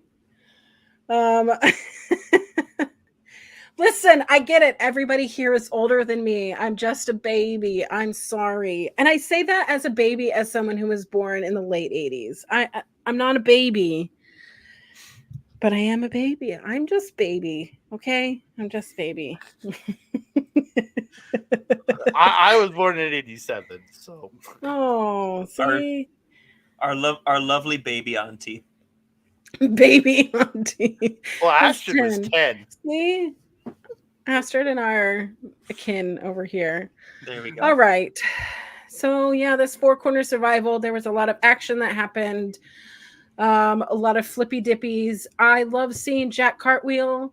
I really loved I almost said his outfit. His outfit was really cute. I loved his gear tonight. It just seemed very him. And like he just exudes charisma. He just exudes talent. He just exudes everything that I want to see in this division of Ring of Honor. There was sneaking up on people, trying to take advantage of no DQ aspects of the match by doing a low blow, which I feel like I've seen a lot of low blows this week. That was a low blow with gusto too. Yeah. That was That was I don't know how to low blow. We used to do them all the time in middle school. I don't know why. You went to a very different middle school than I did. No! In my high school, me and my friends used to kick each other low. It was a game to us. I don't know why, but it was. Mean, I did go to a private school, so I'll have that. But yeah, we used to because it was the era of Jackass, right? So it's my favorite show. It's my favorite show. Yeah, that was. I am ashamed to say we tried to do some of those things, and it's not great to think about. Me and my friends have a fully produced 45-minute movie of us, of our own Jackass movie. No. Plus probably 100 hours of raw footage of other stuff. So yeah, trust me, we were obsessed. I don't want to know what the other stuff is. Like of more Jackass shit that we didn't put into the movie part. I want to be a that part we of these filmed since we crimes. produced that. They were very clear about not trying this at home, and here you are doing the exact opposite. That's right. Speaking as a father, I am not mad. I'm just disappointed. We talked about earlier that one of the matches was like putting knives in a blender and taking the lid off. You know, just dance for me with your little knives. This one was more like putting spoons in a blender. Safe, yet still might hurt. Deadly because they come shooting out, but they're not going to stab you. I mean, a loud, noisy spectacle with a big mess to clean up afterwards. Wow, we've gotten into the dark hours, haven't we? We love a mess to clean up. Oh, but yeah, as we. Jesus. Oh my Bobby. Gosh, this sounds terrible, Bobby. You psycho, dude. Come on. Growing up in rural Canada sounds not that dissimilar from growing up in the rural United States. Dude, it is very similar. I feel like that story could be copied and pasted and dropped into several towns in my part of the state. You are who we read about in the chat rooms and forums of people doing dumb shit. Anyways, the great Canadian education system. Well, there was a lot of flippy diffy shit. If that's what you're into, this was a great match to showcase. And Commander, every time that he does shit, he goes from the outside of the ring to the inside of the ring to the post to the jumping off things to sliding. It was mind-blowing and I'm over here nursing a lower back injury. So come on. I sleep on the couch one night and throw my back out. Absolutely rude. But It's not going to get any better as you get older. Just letting you know now. Damn it. Yeah, it gets worse. And like, I have enough back pain issues. Like, I literally have to work out to drop weight so I can make my back hurt less. But then I hurt it more while working out, so it makes it hurt more when I work out. So I don't know. Sounds like a vicious cycle. I'm never Pretty much leaving is. home. Pretty much. Ugh. But it's okay because after this match we have exciting news. I know. Our Wait, world we didn't even champion is mention. here. We didn't even mention the end. Commander gets the win. There you go. Yes. By Commander gets the win. by crotching Slim J up top and then kicking him off and doing that rope walk superstar. So Yeah. good. So We good. love it. We love it. I mean, there were like a Mexican destroyer in this match. There was just twisty things and numbers of rotations that I don't know. I loved it. Love it. Mhm. But yeah. So, as Kyle introduced, we finally after 10 weeks see. Has it been that long? Yeah. Yes. Holy shit. Oh, Jesus 10 Christ. weeks. The last time Eddie Kingston appeared on ROH TV in any capacity was January 3rd. The promo that he cut winning the classic at World. It was on social channel first, but they just re-aired it on ROH TV. Jesus Christ. So we get Eddie Kingston cutting a promo in his hotel room. Yeah, Where he obvious, says- like the mirror behind him. I'm like, dude, you're not even trying. At least he's wearing pants. Or at least Yeah. I'm hoping he's wearing pants. Yeah. Maybe He- not. He could be like some of these indie wrestlers that when they're cutting promos, I'm like, dude, your whole butt is in the mirror. I'm seeing your butt. You're naked. Why are you naked? This is weird. I don't want to think about wrestlers naked. Well, okay, anyways, this is not this show. Okay, so Eddie Kingston in his hotel room, and he says he wants to be the guy that finally grants Mark Briscoe a shot at the ROH world title. So does that mean that it's Supercard of so they're not together, they're not fusion? So now they're three separate entities because this next week he's facing, sorry, my brain is working. Wow. Okay. But does this mean that because this week he's facing Okada. Yep. For the Continental? Yeah. And they did say on they're separate now. They said on the broadcast on Wednesday that he's defending against Okada next week, and it's the first time the title has been defended on its own since Eddie won it. Yes. Yeah. So they unfused things together. They're no longer AAA crown. He's still technically the American Triple Crown champion until he loses one of the titles. Right. But yeah. They're whatever it's called. Brain not thinking much. Unfusioning. Unfusioned. That's where my brain is. But the match was made official. So we have 2 matches for Supercard of Honor. That's all you need. Just those 2. Let's go. Let's go. Well, yeah. Where was I gonna go with this? First of all, I love the idea of Eddie losing all 3 titles in short order, just because of the fact that this being the start of his villain arc could be a lot of fun. Lose the Continental to Okada, lose the world title to Mark Briscoe, and lose the strong openweight title to Gabe Kidd, because he's feuding with Gabe Kidd in New Japan New Japan. And just bang, bang, bang. And then everything Eddie has just melted away. And what's he going to do? That's a fun story there.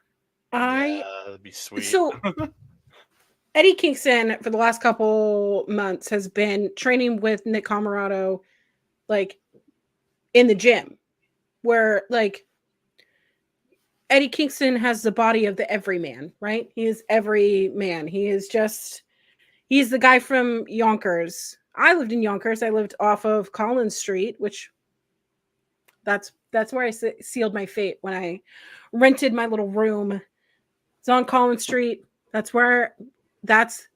you can talk to anybody from anywhere, and you're just anyone USA, right? I I think have that no idea. Eddie. So welcome to Yonkers. You can meet anyone from anywhere, and you could be whoever you want. But Eddie Kingston gives off this air of I am just an everyday man, but I'm going to use my struggles and my trauma and everything around me to prove that I can overcome it, and I'm going to be your champion. I like that idea, Kyle, Mhm. of him losing everything and just getting himself focused and refined and methodical and absolutely splitting everyone in two. Getting back to there is another way that can go, though, and we've done it before. When Eddie was in Chikara as the grand champion there, he was the first Chikara grand champion around 2011 or so. Mhm. He went on to hold that title for close to 2 years, aided by Chikara going under for like 6-8 months as part of a storyline in the middle of it, but still. He lost the title eventually, and in his grief and desperation after losing the title, he decides to throw in with a group called the Flood, which was functionally a super group of every universe-spanning existential threat that Chikara as a promotion had faced to date. Because Chikara was so inspired by comic books, they love to have like the big global existential threats, like threatening the very foundations of Chikara. They loved that. They did it over and over again. And the Flood eventually came back and was literally a super group of all of these different bits and pieces of all these different factions and groups that had tried to take over the thing, and was led more or less by Jimmy Jacobs, because when you need an evil cult leader, go to Jimmy Jacobs. 100%. 100%. And eventually he was so distraught after losing the title that Kingston threw in with the Flood, not because he believed in them, not because he wanted to take Chikara down, but only because Jimmy, a known liar, cheat, and all-around cad, promised Eddie and gave him his word that he would help him get her back. That's it. That's all it took. Damn. And Eddie threw right in with them. He wasn't thrilled about it, but he knew it was his path back to the title, and that was all he cared about. He was so tunnel visioned in that he was doing their bidding, and we've done that. So we've gone down that road, but it was a super compelling angle, and it was over 10 years ago. You could run it again, and I guarantee not that many people saw it in Chikara. I loved old Chikara, but I've never seen that, and yes, please do that. I want to see that. Please make that happen. Hello, Tony Khan, and please make that happen. Because you know who's watching this. Yes, and the other thing that I want to point out, Ian did point it out on commentary afterwards. So I'm not sure if you mentioned it or not. Eddie did say that this was Mark was supposed to get the shot at Claudio last year at Supercard, wound up not doing it because of the injury. But he will get the shot at Supercard of Honor this year on April 5th, which is 11 years to the day that Jay Briscoe won his first ROH world title at Supercard, shocking the world, pinning Kevin Steen. Mm-hmm. It'll be 11 years to the day, and Mark will get his shot. That was one of the first Ring of Honor shows that I had ever seen live, on DVD, but during the same time that everything was happening, and holy shit, was that cool. So I'm into it. Let's go. That's selling me the pay-per-view. So yeah, 100%. Like that's like, and if that's not telegraphing something with Riccaboni saying that, it's be crazy. But like if Eddie does lose the Continental Crown next week, or the Continental, yeah, I think he might end up dropping it to Mark. Let it happen. And I think you do put the Continental Championship on Okada, because why not? Do you really want to have him drop his first major singles match after getting there? Nope. Especially with how AEW is framing Okada as, I mean, the Young Bucks are the best wrestler in the world. Well, he is, so. I mean, he's a standard. He's one of two, him and Ospreay. Oh, Kenny Omega. No, Ospreay. Listen, folks. Crowns up. I love you so much, Kyle. I'm warming up to Will Ospreay. I have not liked him before, so. That said, I'm not entirely sure how I feel about TJP kind of trying to sort of look like he's making moves to take over UE. I'm not sure I love that, but I don't know about it. I have mixed feelings. I love me some TJP, but I don't know if he's the guy to lead that team. But if he does it the right way, moves a heavyweight, sure, why not? Jeff Cobb is sitting right there. I love Jeff Cobb. He is my friend. Jeff Cobb and I are almost the same height. Jeff Cobb has fantastic taste then. Mm-hmm. That's right. Oh my goodness. We are at our main event of this wild show. An hour and 47 minutes in. This is about how long it took in the actual show. Yeah, that's fair. That's fair. Honestly, we're running ahead of schedule at this point, if this is where we're at. Well, we have the best friends, Orange Cassidy and Trent Beretta, versus who the fuck is Griff Garrison and Cole Carter. Who the hell is Cole Carter? That's what I said earlier. And then I had to ask Collins about, is that the guy from NXT that got kicked out? Yeah. Yes. Yes. I just have to say the best friends entrance of bound sugar best friends. It's my favorite thing to do when I hear it. I mean, Orange Cassidy's music is great. It's great. But there's nothing better than the best friends theme. Nothing better. Nothing better. No, do you know what's better than the best friends theme? Orange Cassidy's old theme. Was it Jane? Oh, yeah. When he came up to Jane? Yeah, that was way better.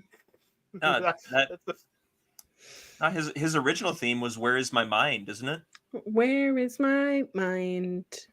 Okay, sorry. The one before this, it was Jane, because he had "Where's My Mind," then went to Jane, and then he went to the current one, I think. Oh no, he's still using Jane. He just came out with this just because it was the best friends. Where is my mind? That's the one I'm thinking of. Then where is my mind's the one I'm thinking of. Then yeah, by the Pixies. I apologize. My brain was wrong. It's all right. It's all right. This match was pretty great. I mean, we're telling the story of Maria having her boys. Her baby boys. Trying to get them to be great, but they are green. They are showing themselves in this match. Maria getting involved in a match. Shocked Pikachu face. Right. Maria getting involved in the match. Letting other people get... this is where sometimes I get a little bit annoyed at the refs. And this is where my rant comes, is that makes the refs look dumb. Like, if you're gonna rant, go full screen. No. I don't know if I'm fully prepared. Bullet points, exactly what I want to say. Oh, it's too late. It's here. Listen, if you're a ref out there, please stop making yourself look dumb. You know that Maria is a bad guy. You know that the bad guys are going to cheat. When you turn your back to yell at them, don't you know in the back of your head, like, oh, there's things going on in the match, which is your main responsibility. That's the main thing that you're supposed to be doing. That's what you're hired for. And yet you're on the apron, you're on whatever, yelling at the people trying to interfere in the match. Don't you see that this is a distraction? It makes you look dumb. Dumb, diddity, dumb. So stop looking dumb, refs. We know you're trying to take advantage of the situation. We know that other people are trying to win the match by cheating tactics. Be smart, right? This isn't rocket scientists. This isn't rocket scientist. I went to college. I promise. Now we just need that "the more you know" thing from all the PSAs. I wish I had that set up. Oh God, where was that? If I knew she was going on a rant tonight, I would have had that. But yes, it's the line from Office Space. It is what is it that you would say you do here? Yeah. Yep. Refs are gonna ref. Hello. Do you not know that this is what's gonna happen? Mm-hmm. A bad guy doing a bad thing on the ring apron? Oh no. The table. It's broken. Oh. It's a good match though, overall. It's a great match. I had a great time watching this Trent match. Beretta, every match gets a spear on the outside of the ring. That's what I know about Trent Beretta. That's what I've known for the last 5 years about Trent Beretta, is that he always gets in a spear on the outside of the ring. I love it. It was great. What did you guys think of this match as I went on my ref rant off? Okay, I had a good time. Like, there's some great, like, good fun spots throughout this match, man. Like Trent Beretta, those Germans that he throws, just like he's so crisp, so good, and just the how good that man is in every little thing that he does, the facial expressions and just the emotion he puts into everything is so good. And then the exact opposite in Orange Cassidy. Well, I'm not saying that. Sorry, I mean that opposite in the way of his facial expressions and the fact that the man is so dead monotone, but he gets you into him just with the weirdest little movement. It's just, and the fact he could do everything with his hands in his pockets just perplexes the shit out of me, dude. I can barely take a bump with my hands out of my pockets. There you go. Yeah. Kyle, what did you think of this main event? A lot of fun. The baby boys are going to be something special one of these days. I'm excited to see them get there. I'm not sure what you do to have them hit that next gear, other than just repetition for the time being. But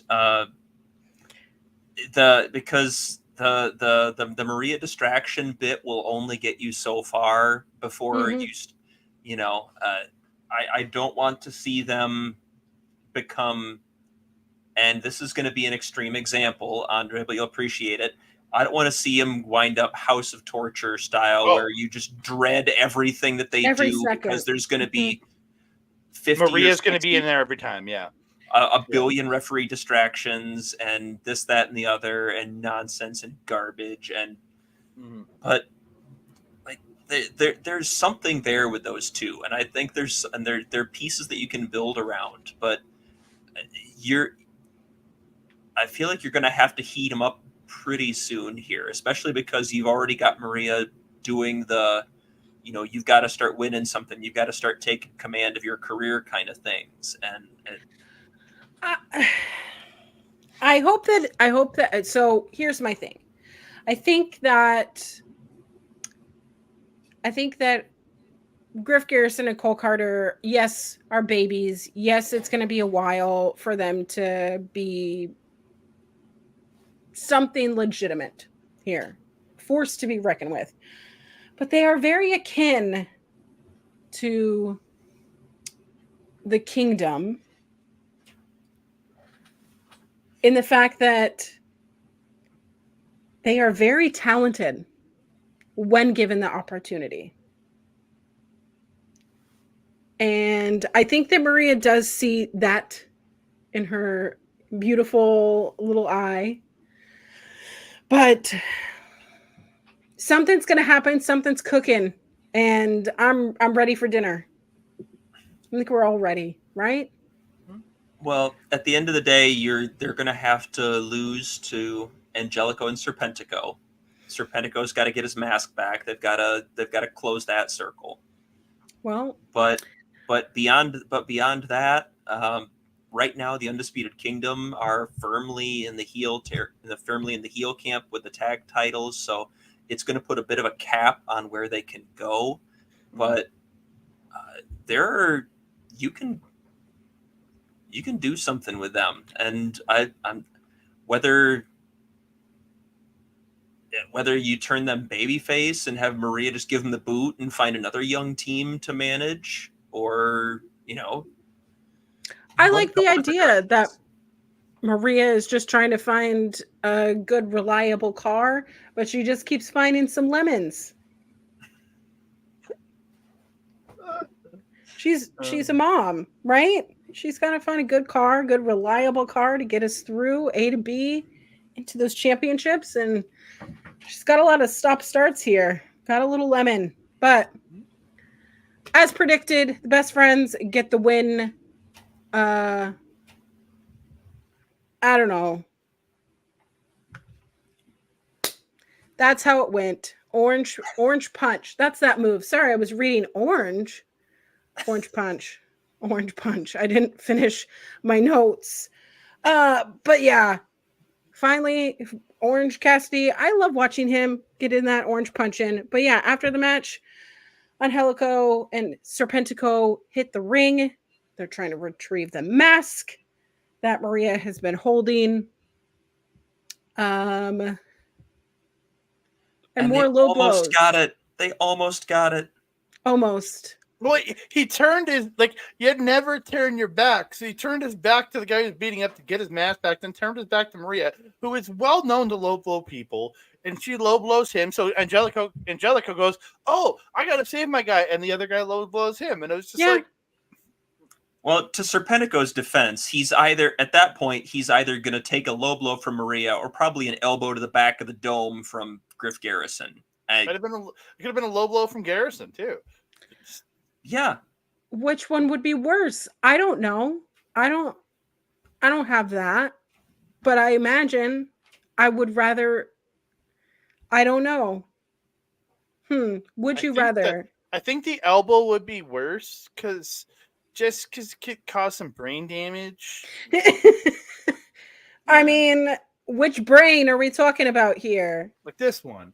Where the other one, it's going to be some brain damage, but it's only going to be temporary. So that's fair. Yeah. Well, and you don't want to be thinking with that one anyway. It just ends badly for everyone. I mean, do wrestlers even think with their brains?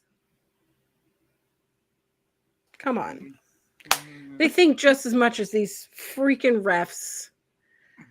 But anyways, Orange Cassidy and Trent returned to... and we did have a fun little mention from Ian on commentary as well of Orange Cassidy returning to Ring of Honor for the first time. I wrote that down.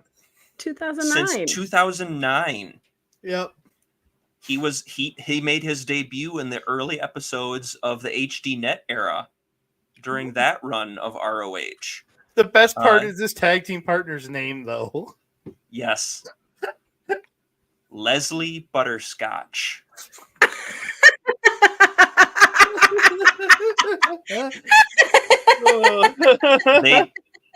They teamed in one match together in ROH on HDNet. They got absolutely housed by the American Wolves. I would expect so. Well, especially at that point, that was the Wolves yeah. at the absolute height of their power. Was that early HDNet era? 100%, 100%. And as a fun fact, who Orange Cassidy faced in his last ROH appearance prior to now? Eddie Kingston. Wow. That's the show, everybody. No. I technically he did come back under the mask as Fire Ant for a couple of matches when they were doing the crossover with Chikara in 2011, 2012 around there. But that's not Orange Cassidy. Doesn't count. Yeah. Well, but yes, Orange Cassidy made his return to ROH after over a decade and was victorious. very wild, very crazy. What a weird episode. I feel like mismatched pajamas and socks kind of show. It's just a little bizarre, little bit for everyone, kind of charcuterie board, so to speak, of a wrestling show. But we're at its best, that's what ROH always was. Yeah. And Really. everybody went home satisfied. And we're building up for a pay-per-view, so the last couple weeks we had fan short shows. The last couple weeks we had short shows. This week, 2 hours and 5 minutes. Wow. I'm really glad that you kept time because I was trying to, by the way, when I first started, and then I forgot to close the timer, and I was like, "This is not for me. I'm not a timer kind of gal." So total run time 2:05:28. Total ring time 1:12:53. 58.08%. That's better than WWE. Average match time 7:17 this week. Wow, getting all the stats. I mean, compared to there was squash matches and then there were longer bouts. So I'd say that's a hefty bag right there.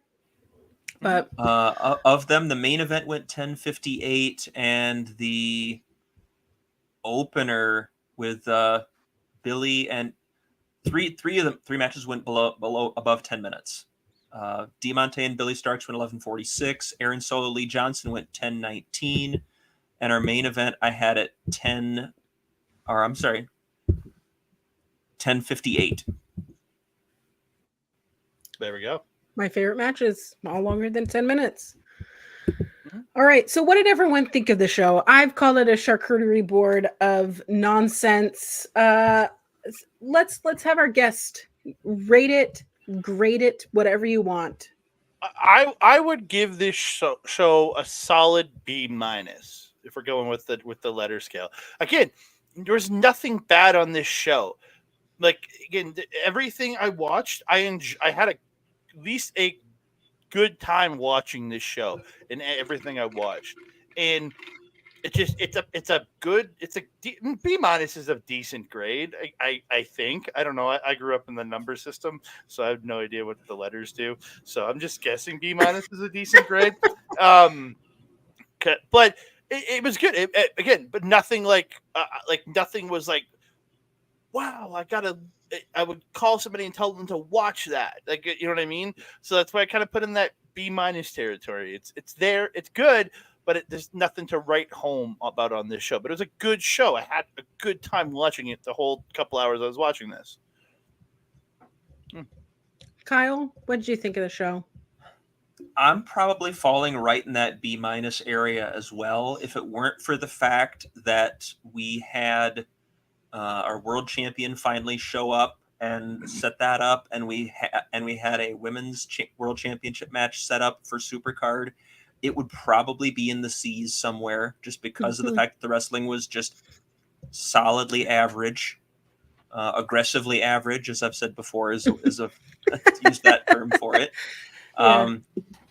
But the fact that we advanced some things, the fact that the world champion showed up, bumps it a little bit, gets it into about a B- territory for me.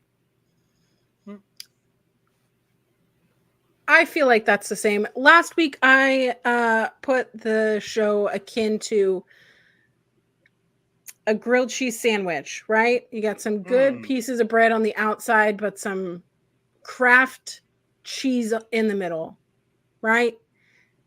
You got some fantastic, beautiful sourdough on the outside and just garbage on the inside. This week we've built a better sandwich, right? A little bit better, but it's a little bit soggy, and nobody likes a soggy sandwich.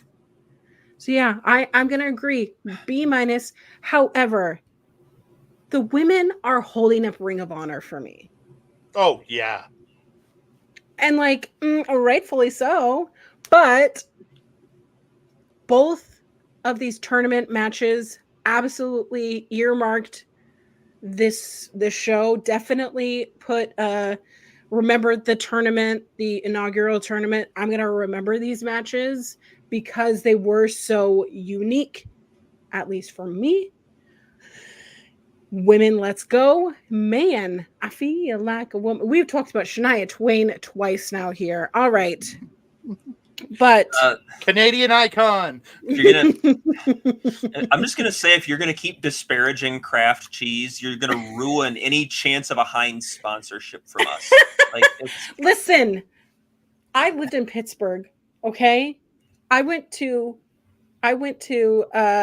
pickle. Is it pickle day? Pickle festival of sorts, because Heinz is right there, right? Heinz is literally right there. So they have like a pickle festival, and it's just everything pickle. And I love pickles so much. I do not eat food that doesn't complement a pickle, right? Spicy pickles, sweet pickles. I love all the pickles. So if Heinz wants to sponsor us, pickles. Let's get the pickles in. I will eat so many pickles that I explode. And we could do a live stream of it. So Heinz, give me that cash. I feel like that might put our monetization at risk if you explode live on air. Yeah, that would risk some stuff, man. Okay, I won't do it. I won't explode on air. But if you want to see me eat a bunch of pickles for money, give it to me.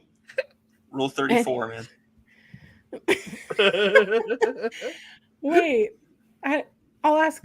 I don't know what that is. Anyways, It's. Is it bad? A little, yeah. Thank you, Kyle. That was a great way to end this. No, It is. The short version is that if you can think of it, the cleanest way that I can say it is, if you can think of it, someone out there is turned on by it. No, I mean, well.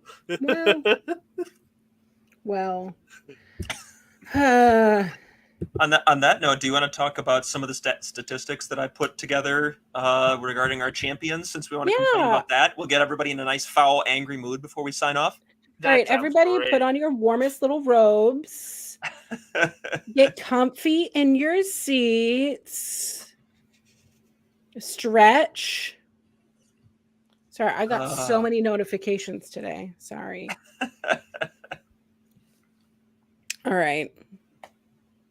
All right, so we can safely reset the clock on the women's championship and the world championship because the champions both showed up tonight to do their thing. So March 14th is now it for them. I like your little. Yeah, I had a visual aid that I tweeted out with it too. I love this. This is so beautiful. The last time that the television championship or the champion appeared on ROH TV was January 18th, 2024, 8 weeks ago. And yes, Kyle Fletcher has had visa issues and so on and so forth, but he's also back now. He's also back now. Those are fixed. Yeah. It's been 8 weeks. We have Ethan Page, who has been screaming and waiting for a title shot. And we're all presuming that we're going to set it up. Why has this not been done? Why is there not been a backstage segment? They've both been at shows. Literally, all you have to do is film grab Lexi and film something. It doesn't even have to be in front of a banner. I don't care. Right. Clearly, you can be in your hotel room. So I'm working backwards for the previous times that we have seen our champions. Prior to tonight, the last time that we saw Eddie Kingston was January 4th, that promo that I mentioned earlier, which was 10 weeks ago. That's seen. That's not competed. That's not defended the title. That is seen.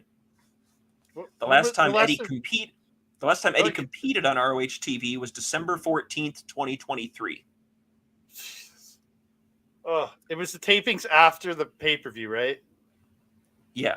It was a proving ground. It was a proving ground match for before Final Battle. Yeah, against Evil Uno. His last title defense on ROH TV was November 16th of 2023. Oh, Jesus. Kyle Fletcher in the TV title is January 18th across the board. That was the last time we saw him. That was the last he defended the title against, I believe, Christopher Daniels that night. And that was also his last match. Going down from there, the Pure Championship, Wheeler Yuta. The last time the title was seen on TV was December 14th, 2023. It was a proving ground match, I think, against a local talent, Jason Geiger, I think it was. I think it was his match with Jason Geiger in a Pure Rules match. It was before he even won the title, if I'm not mistaken. The last title defense of the Pure title on ROH TV was November 23rd, 2023. Shibata was champion at that point. The women's championship, Athena, she's carrying the show. We know this. We've praised her. We've sung her praises forever and ever and ever. We will continue to do so. She's amazing. She is our forever champion.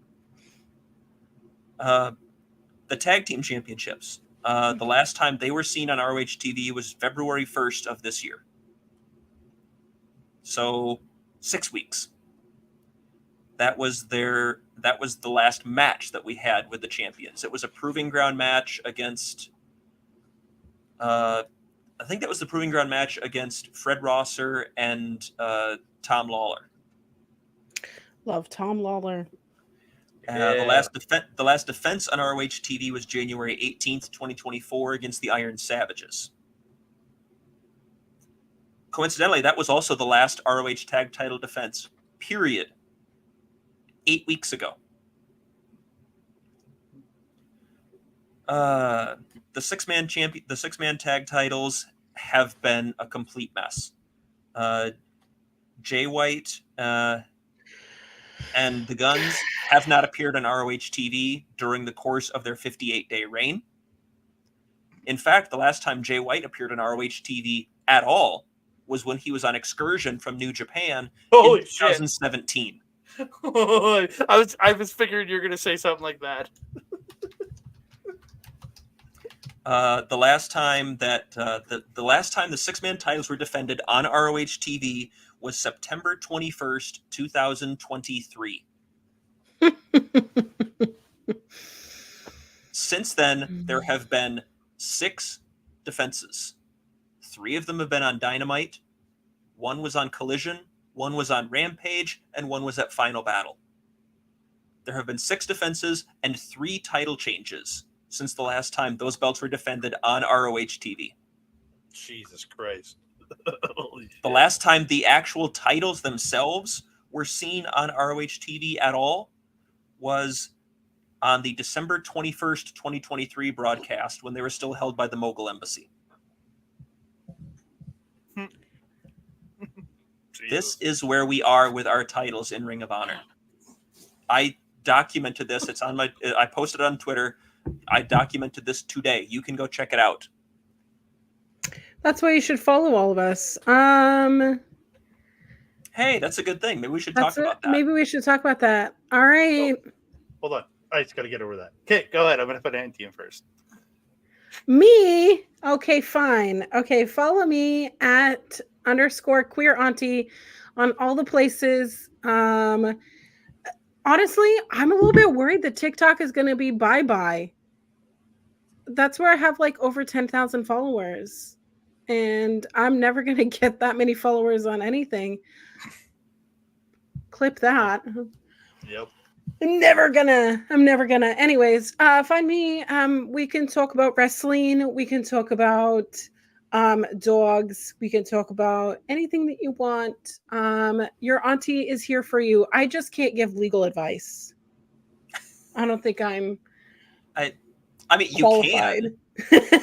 I'll give legal advice. Just it ain't going to help you. I can't. Someone told me that I have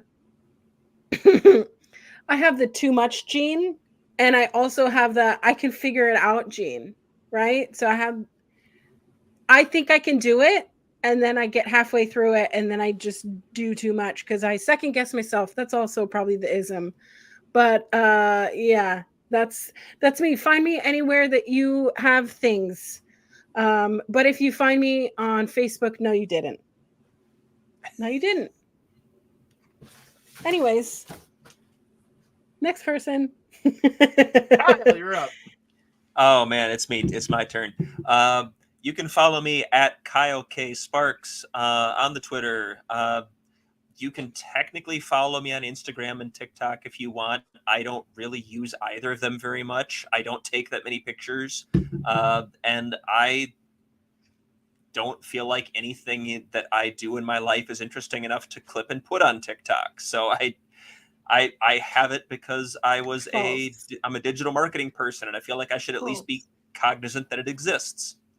But in any event, the bulk of my stuff's on Twitter. Give me a follow there. I'm doing statistical analyses for the fabulous Miss Kate from Fightful because she is too lazy to do it herself and outsources it to me. And I'm the weirdo who's willing to look all this nonsense up. So it's a great niche for me. It works very well. Kate's gonna get you for calling her lazy. She calls herself lazy repeatedly. That's why she tells me to do things. Kate is perfect.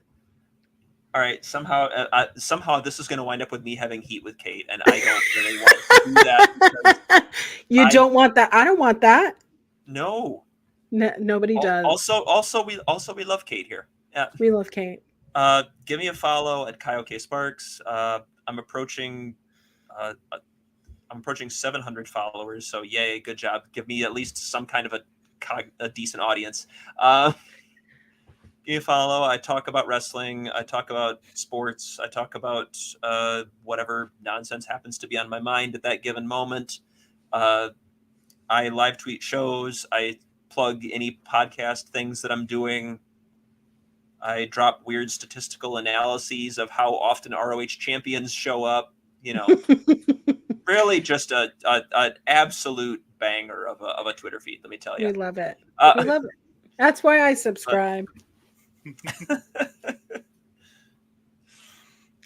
Okay, guys, it's my turn, isn't it? And I've got everything, but I only use like 2 of them. I have X. I have X, Mastodon, Blue Sky, and Hive. That Canada guy. I only use X out of those. I don't think Look at you calling it X. Oh my gosh! Look at you calling it X. I call it X. I call it X on my shows. And then I have TikTok, Instagram, and Threads at that candidate dude. Again, I have 2 videos on TikTok, and they're from when I opened my account last year. And then I use Instagram once in a while for reels and stuff, but I don't post a lot. Factual stuff that stays. And Threads, I don't think I've ever posted anything in there. I kind of used mine and Melball's Facebook, Andre Mel Wrestling Talk. You can find me over there. And then check me out on my show, on my channel, Andre Mel Wrestling Talk, where me and Mel cover Japanese professional wrestling, cover New Japan Stardom, and we cover the local independent Alberta wrestling scene with our Chop Talk show. So check that out there. And then you can find me every Friday here on OLE for the Japanese Wrestling Update, which I recorded earlier today and will be dropping tomorrow because Mel's going to be out doing stuff and I'm going to be home not doing stuff. Yeah. It sounds amazing. Thank you. Thank you all for joining me. This was a lot of hard work leading the charge. Kyle, You left some pretty big shoes that I flopped Well, around in. And I'm going to be gone the next 2 weeks as well, and I don't know if I'll be able to run in on those shows. It's okay. I'll do a cardboard cutout of you. Hey, you know what? If Cardblade can get over, so can I. Yep. Kyle Blade. I'm not I'm sure that into works, it. but I'm gonna roll with it. I'm gonna roll with it. Okay, I love it. All right. Also, as long as we're plugging stuff, make sure you follow at OLE Podcasts here on YouTube, on Twitch, on Twitter, all the places. There, we have a lot of awesome stuff going on. Obviously, Andre has all of his stuff that he plugged. We've got Astrid, who does great work with she and Ed as the fantastic odd couple doing their reviews. Lots of fun stuff on our local establishment at OLE Podcasts or at our local establishment, depending on the thing. We've got the crawl going down below. Make sure you're following that as well. Yes. Yes. 100%. And All it will all right. be in. It'll all be in the description below if you want if you're watching on YouTube. It'll all go there. All right. Have a good week. Happy wrestling. Thanks, guys.